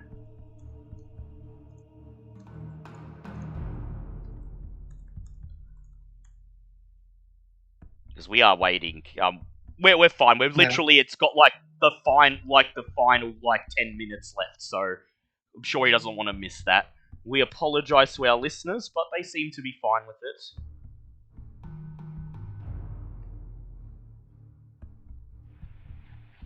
Just let the music... There he is. There I he live. is. He lives. Oh, thank you. He lives. Okay. What happened? Well, yeah, It- I was just saying, as you And then when I tried to get rid of it, it just straight up crashed everything. Yeah, it'll do that sometimes. This computer's for you. Oh, So I just want to say, as you rush into the kitchen and you notice that there was a meal in progress on the table, a cold roast dinner, half-drunk cups of tea, and you realise with a pang of sadness that Professor Grey and his granddaughter must have been in the midst of dinner when Billy broke into the home and set these events into motion. oh, the fiends. You see the door to the cellar and you rush over to it, and I'd like you to make a luck check, please. Okay. Wait, can we push luck checks? You can, because this is a non-combat one. Oh, thank you, because that was 90. And yep, that's a pass. That's a pass. You breathe a sigh of relief as you grip the doorknob and turn it, and the door is unlocked. You pull the door open, and on the other side you see a narrow and steep stone staircase leading down into the cellar. Your lantern light illuminating only a few scant feet in front of you, the bottom of the staircase being swallowed up into darkness. You know that the construction of this house dates back to colonial times, and these old staircases can be rather unsafe to climb in a hurry. So if you want to continue rushing down, I'll ask you to make dex checks. Okay, where's my dex at? 50-50 chance on making this or breaking me their neck. Yep, and Lieutenant Dick would need to make one to pass. She passes hers. Can I spend 3 luck? You can spend 3 luck. Lovely. You pile down onto the staircase and move down it as fast as you can, stumbling a few times, nearly losing your footing and falling headfirst down the shaft into the cellar below. But Lieutenant Dick holds a hand out at the last minute, manages to stop you from falling. You take just a brief moment to steady yourself before continuing on as Newt stands in the entrance hall, holding the wire aloft as the loud humming echoes from outside. As the dead light slowly passes over the top of the Bentley, scorching paint off the top of its roof, and continues to move on through the manor grounds, bypassing the house entirely, or at least until you guys get the generator running. Hopefully you'll be quick enough to do it. At the bottom of the staircase, you find another thick wooden door. You bash through it and emerge in the dry cellar. Empty wine racks and wooden shelves all around. The only thing in this cellar that is used by the professor is the large kerosene generator at the back of the room. You head right over to it, your feet echoing on the dusty stone floor, leaving footprints in the layer of dust. You arrive at the generator, and I'd like you both to make spot hidden checks, please. 44 is a pass. That's pass. The generator appears to be in working condition. However, you notice 2 things preventing it from working. The first is that the tank appears to be empty of kerosene. The second is that a single fuse coupling appears to have broken loose, probably as the result of some sort of electrical surge. Okay, well, did Boots come with us? Yep, Boots is with you. Boots immediately kneels down and takes the coupling in his hands, and he says, "Oh, look, I reckon I should be able to fix this, but we need to refuel her." I still have the lantern. I was gonna say, I still have the lantern, right? You do. You do have the lantern. Are you happy to do that? I mean, still have a lighter if we desperately need light, but the idea is to get this thing up and running as soon as humanly possible. Yep. Unless anyone else wants to try and look around very quickly for any more kerosene down here. It's just I don't know where they'd keep that. Yeah, it's likely it would be. It's likely it would be down here, or your heart sinks as you realise this, perhaps in the garage. Yeah. So it's up to you. You may empty the kerosene in your lantern into the generator. This will not be near enough to get the generator running perfectly, but it will provide about 60 seconds of light, which hopefully will be enough for Newt to do what he needs to do. Or time is running out, the dead light is passing by the manor and is about to go back into the woods. You may have a quick search to see if you find more. I would have thought it would be next to the generator, or near the generator. But unfortunately, it doesn't appear to be. See, kerosene's used for lots of things. The garage is outside of the manor and a short walk across the garden in the disused barn.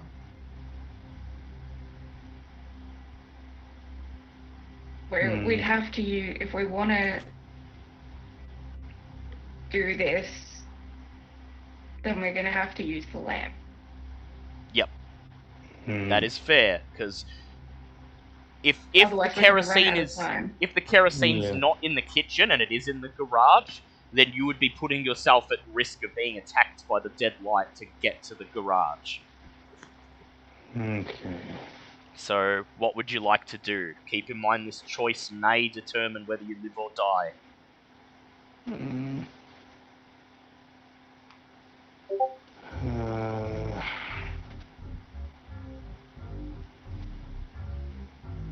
So, 60. Yeah, on one hand, I'd like to get the lantern option because that would mean it'd be done and be good. But 60 seconds, it's not guaranteed it's going to be right in front of us for 60 seconds. And more importantly, we don't know if 60 seconds is long enough to take this thing out. Use that 60 seconds to go look in the kitchen. Yeah, well, if you want, you can wait for the light to come on and quickly search the kitchen, see if there's more. Yeah. Alright. You That's what unscrew I the wanna do. top of the lid and pull open the fueling tray on the generator.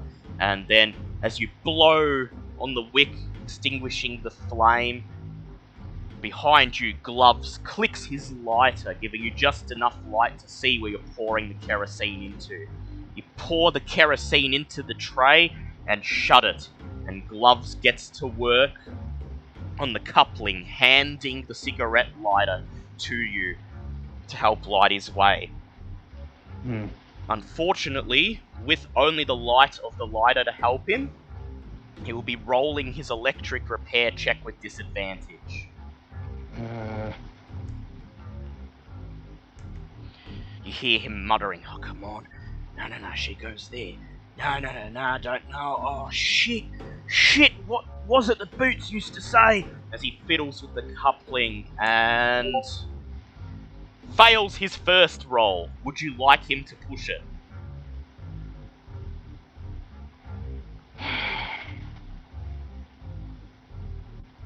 Hmm. Yeah, fine.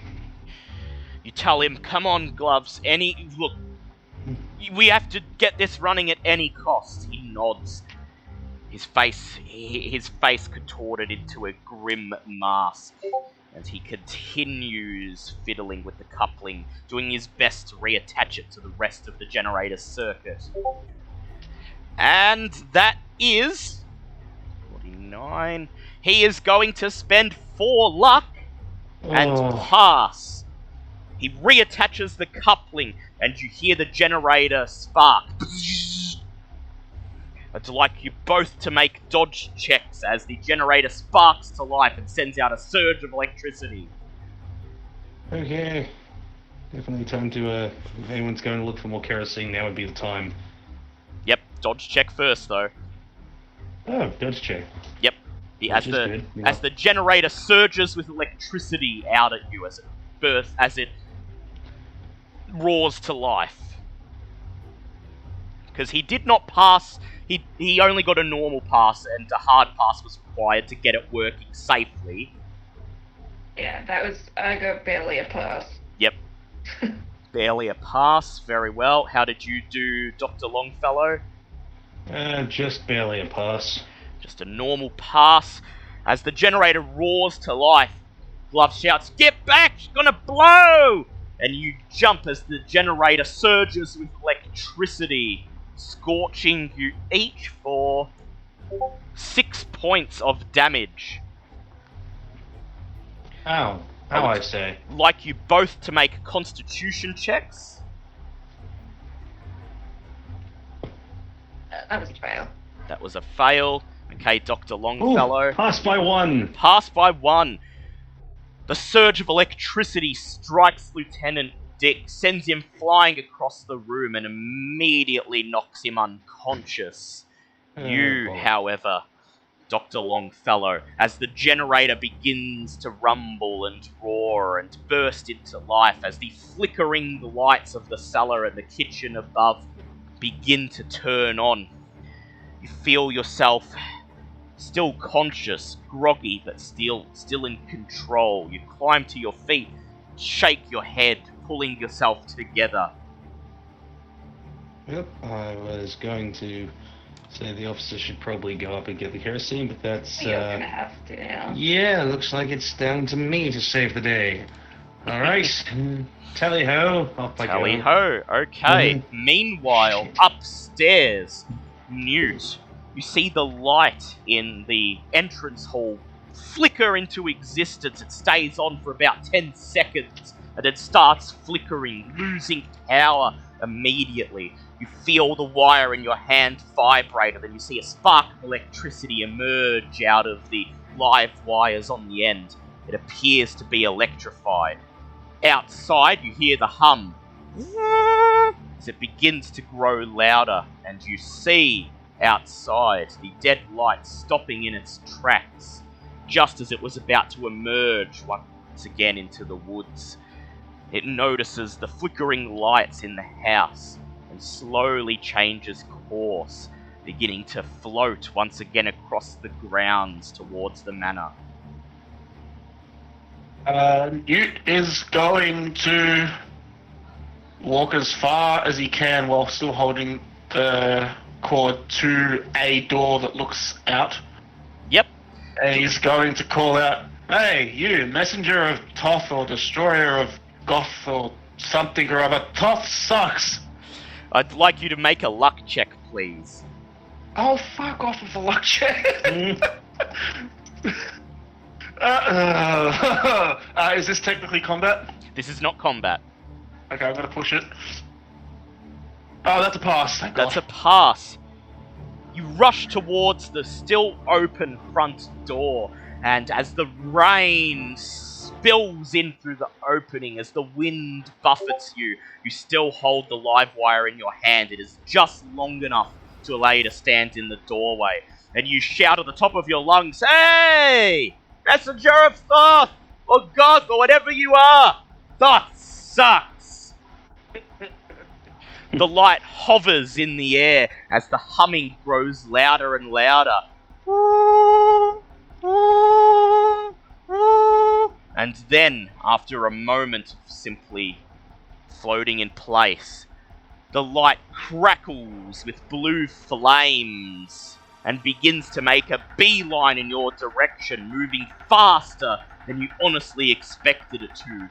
Moving as fast as a bird of prey in attack mode. Okay. Make a sand check, please. son Actually, of a bitch. you can make a power check to maintain your resolve. Okay, I'm gonna make a power check because that's better than my sanity. Can I push that or no? You can push it. My dice really like rolling 90s first. And then 70, that's a power. 70. Yep, a power. You hold we're the dead. wire in front of you, but as the light zooms towards you, you find yourself screaming in spite of yourself, and you stumble backwards, pulling yourself and the wire in through the doorway. The dead light, the blue glow, brimming with blue flames, spills in through the doorway. It recoils for a moment from the live wire, and then dives at you, zooming past you and scorching your body for 3 points of damage as the Okay. flames spread along your clothing and sear the flesh right off your arm. You scream in pain and then roll away from the monster, still with the live wire in your hand, and stand up ready to go toe to toe with it. I'd like you to please make a fighting brawl check or a dex check, whichever one you like. Oh, dex, definitely dex. And this is now combat, so I can't push Yeah, anymore, this can is I? now combat. No. Okay, come on, dust, don't fuck me over. That's an 88, that's a fail. That's a fail. Yeah. You lunge at the light, brandishing the live wire. It recoils from the electricity, moving like a wisp of smoke around you, and the wire sparks into the empty air, and you find yourself swearing in frustration. Make a luck check, please. Different dice. Red, blue, or green. Let's go blue for electricity.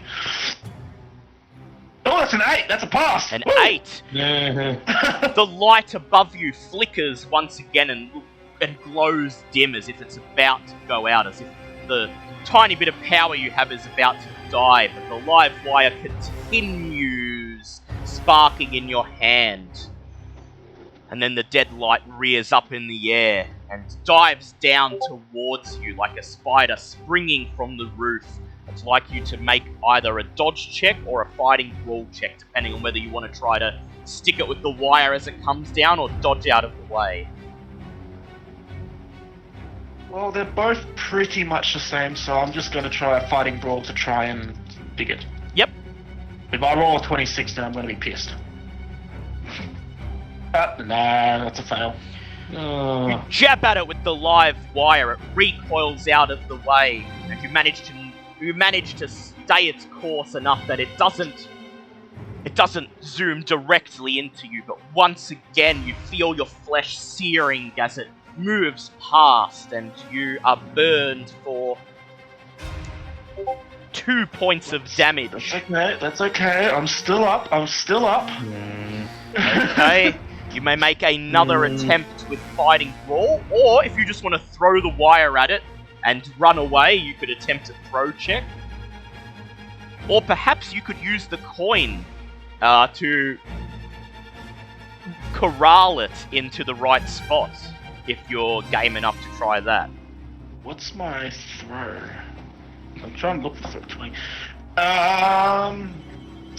Well, so far trying to hit it has failed, trying to dodge out of the way, so I'm going to pull the coin out and try to be standing in a way that it's forced into a corner of the room that doesn't have a door. Yep. Please make a power check. Oh, that's not much better, but okay. Can I spend luck? You can spend luck. I'm going to spend 3 luck to make that a normal pass. You hold out the coin with the elder sign and it begins to glow and vibrate in your hand. The dead light which is bearing down upon you recoils away, and as if in fear both from your live wire and the elder sign, it zooms across the room, cowering in a corner opposite the hallway door. You may now make a dex check with advantage to try to stick it with the wire. Oh, come on! Oh, that's a 10! That's a 10! That's a hard pass! Seizing your opportunity, you leap forwards, still brandishing the coin in one hand and the wire in the other, and you stab the sparking wire into the cloud of glowing blue light. There's a surge of electricity that sparks out from the edge of the wire and begins to surge through the glowing blue mist, almost intermingling with the vibrant ultraviolet flames, and the wire in your hand begins to vibrate. Please make a strength check to maintain hold of it. Stop with the checks, please! Maybe you keep kicking once and I That's a fail. That's a fail. Okay. I presume this is still combat. This is So still I can't combat, push it. so Yeah, it's a fail.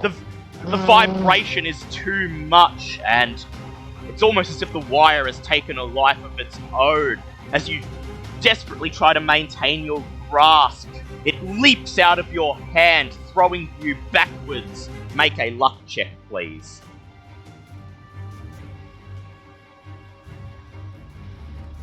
Oh, that's a pass. Just. As you are flung backwards, your heart sinks, and you feel this is it. You've lost, and this time you'll be killed.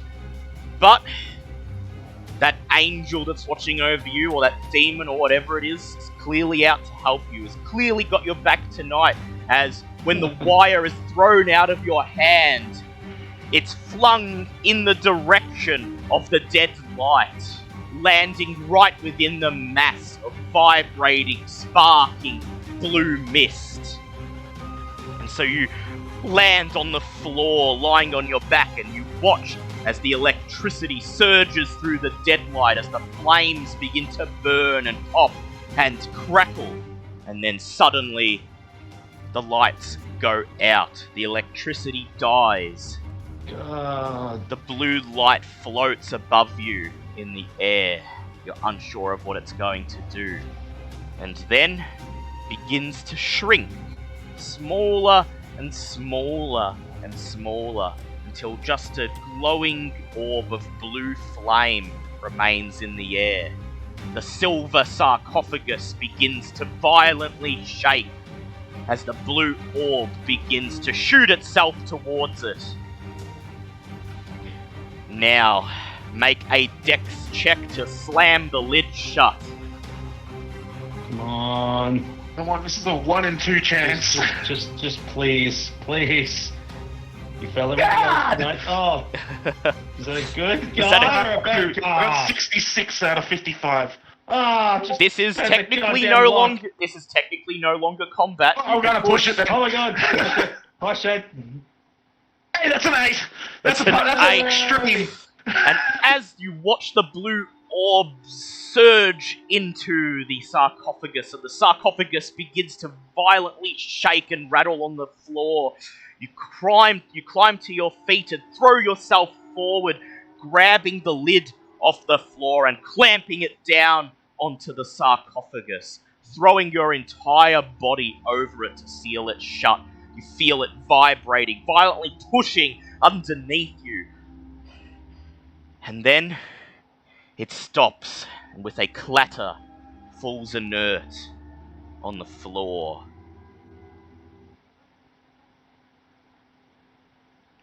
Congratulations, you survived.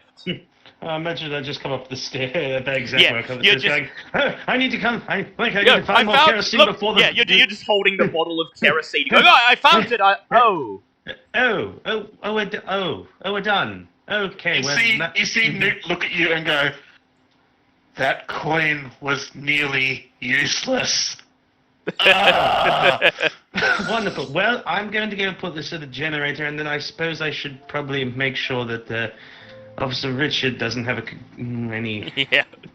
massive. I was going to say concussion, but hey, it's the 1920s. We don't know what concussions Yeah, don't know what are. it is. You do that, I'm going to continue laying on top of this coffin. Wonderful. I will be with you momentarily.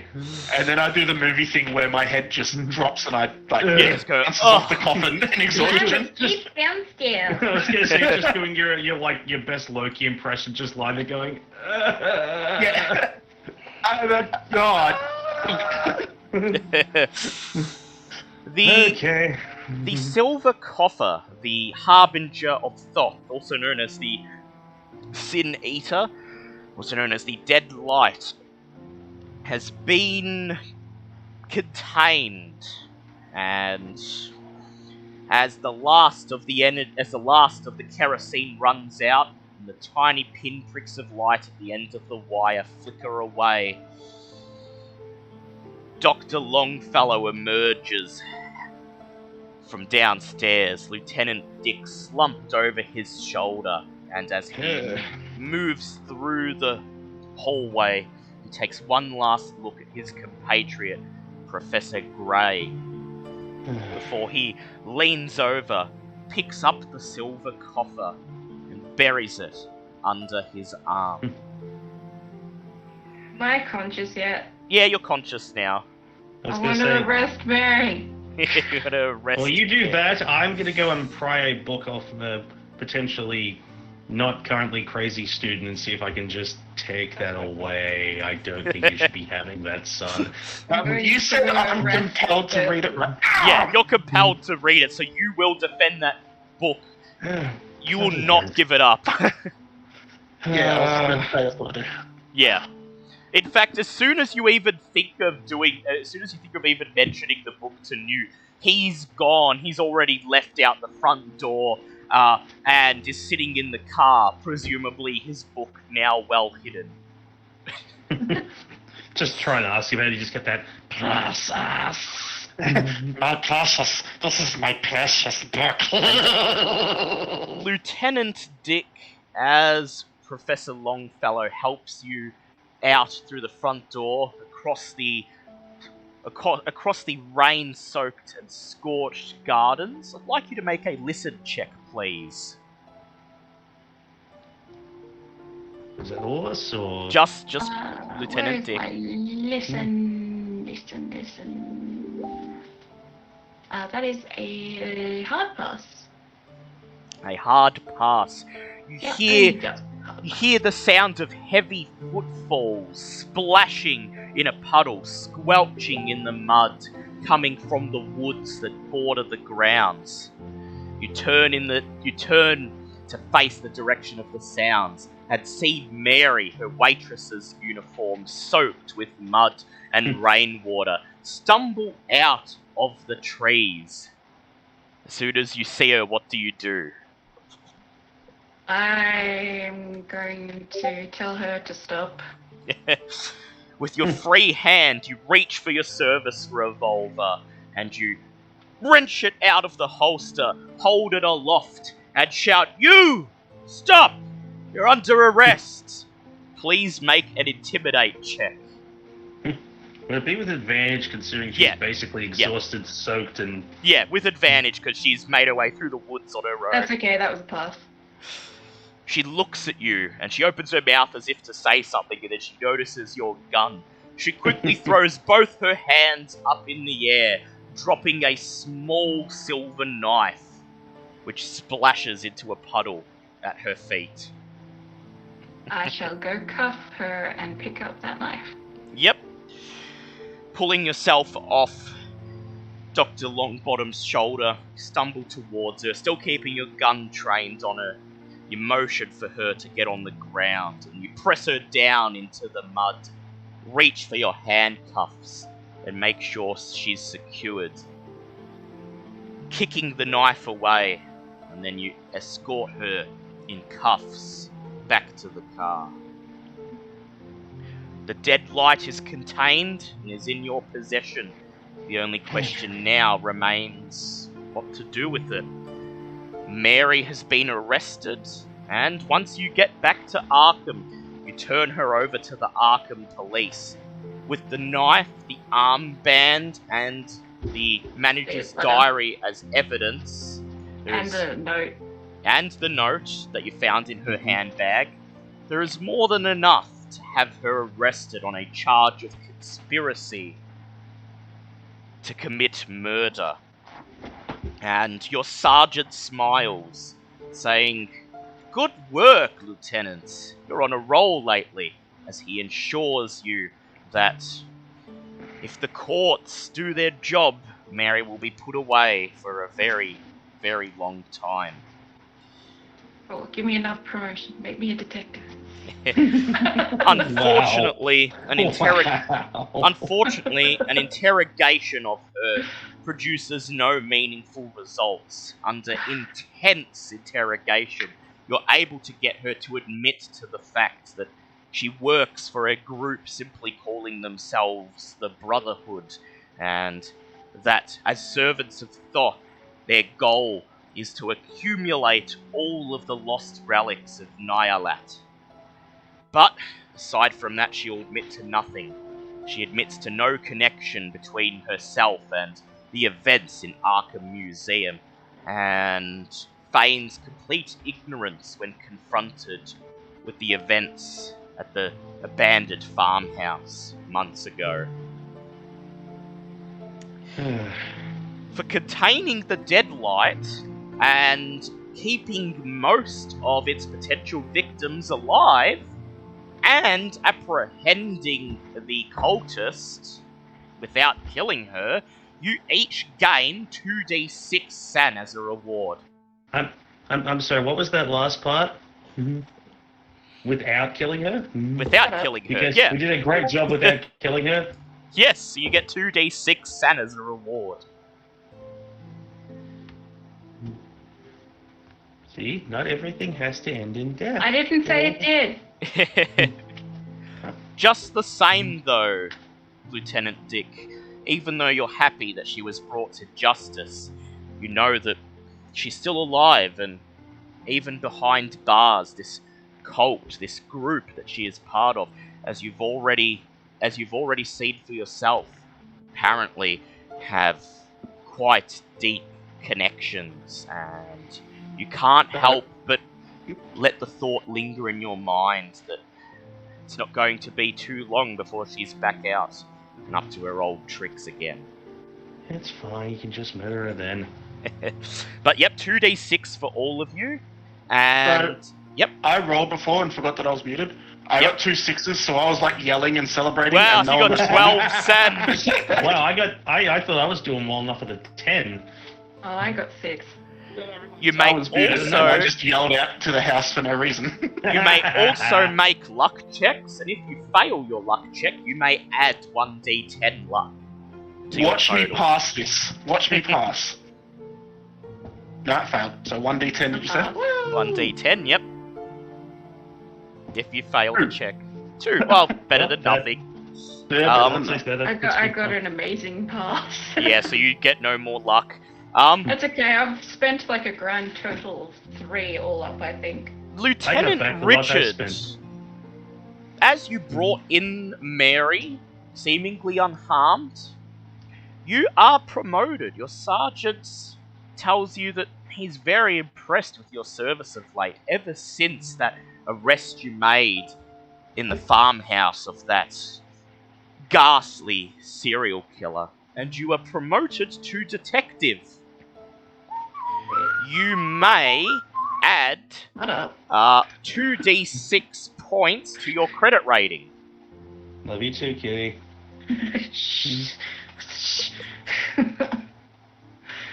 How many points, sorry?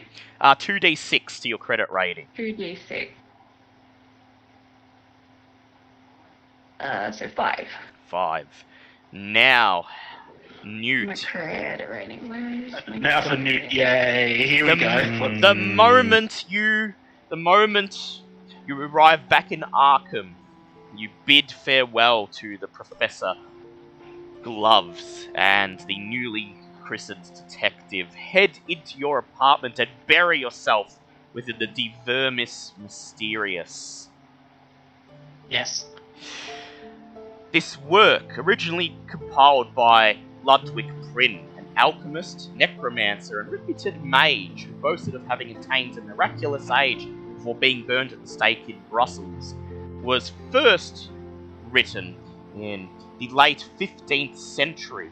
However, in the centuries since, followers of Ludwig Prynne, those who would take on his work, have added their own knowledge to it, and this is the source of the account you read tonight.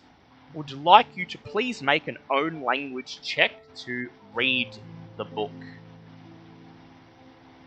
Okay, come on, under 60. That's a 15. That is a hard pass. A hard Dear God. pass. The book contains spells and enchantments, particularly those that can summon strange entities or manipulate minds. There is also references to strange gods such as Father Yig, Dark Han, and Serpent-Bearded Beatis. Just enough to give you slightly greater understanding of this terrible world, this terrible occult mystery you have immersed yourself in. You may add 5 points to your Cthulhu mythos skill. 5. Oh. Yes. However, you will also lose 1d6 San. Okay, Good thing okay. Good thing you got that 12. Yeah. I rolled 3, so, you know, I'm still okay with that. I'm still okay. Net gain. Yeah, still a net gain of 9. Furthermore, there are 3 spells in the book that you feel, with a few weeks of study, you might be able to learn to perform yourself. You may pick any one. These are Chant of Thoth, Voorish Sign, or Dominate Mind. And this is what they do. Chant of Thoth. It costs 10 magic points and 1d4 sanity. The use of this spell increases the caster's mental faculties, boosting his or her chance of solving a particular intellectual problem.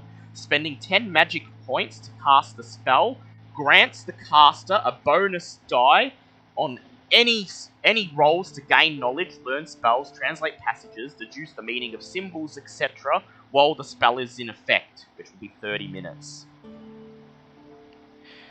The second is Dominate Mind, which costs 1 magic point and 1 sanity point. It bends the will of the target to that of the caster. For the spell to take effect, the caster must succeed on an opposed power roll with the target. If successful, the target obeys the commands of the caster without exception until the next round concludes. It can only affect one individual at a time and has a maximum range of 10 yards. The command must also be intelligible to the target. Okay. The third spell is Voorish Sign, which I just have to scroll to where it is in the book. No problem. EFG. Voorish Sign.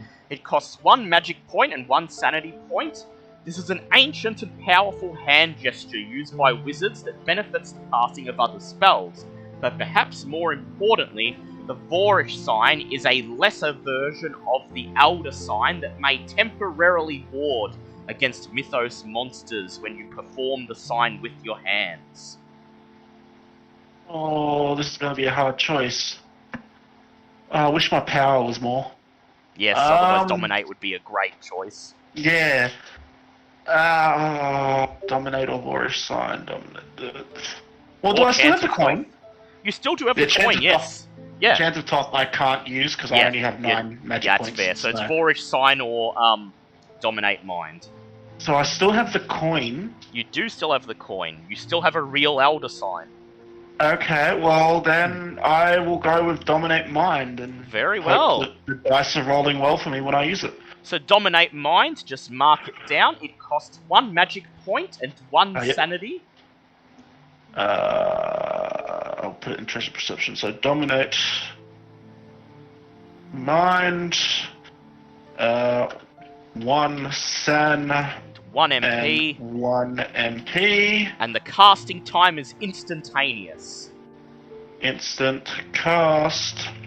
And it's opposed power check. Opposed power check, yes.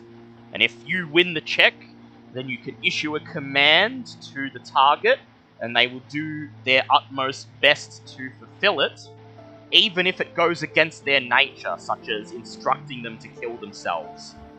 Oh, good. Finally, after that, you all may add 1d6 to any 3 of your skills, just like normal. Was that 1d6? Was sorry? 1d6 to any 3 of your skills, or 3d6 to 1 skill if you want. And that's not Cthulhu Mythos. Not Cthulhu Mythos or credit rating. Yep. Okay. Okay. Oh, that's. I'm just gonna roll the d6 and then decide.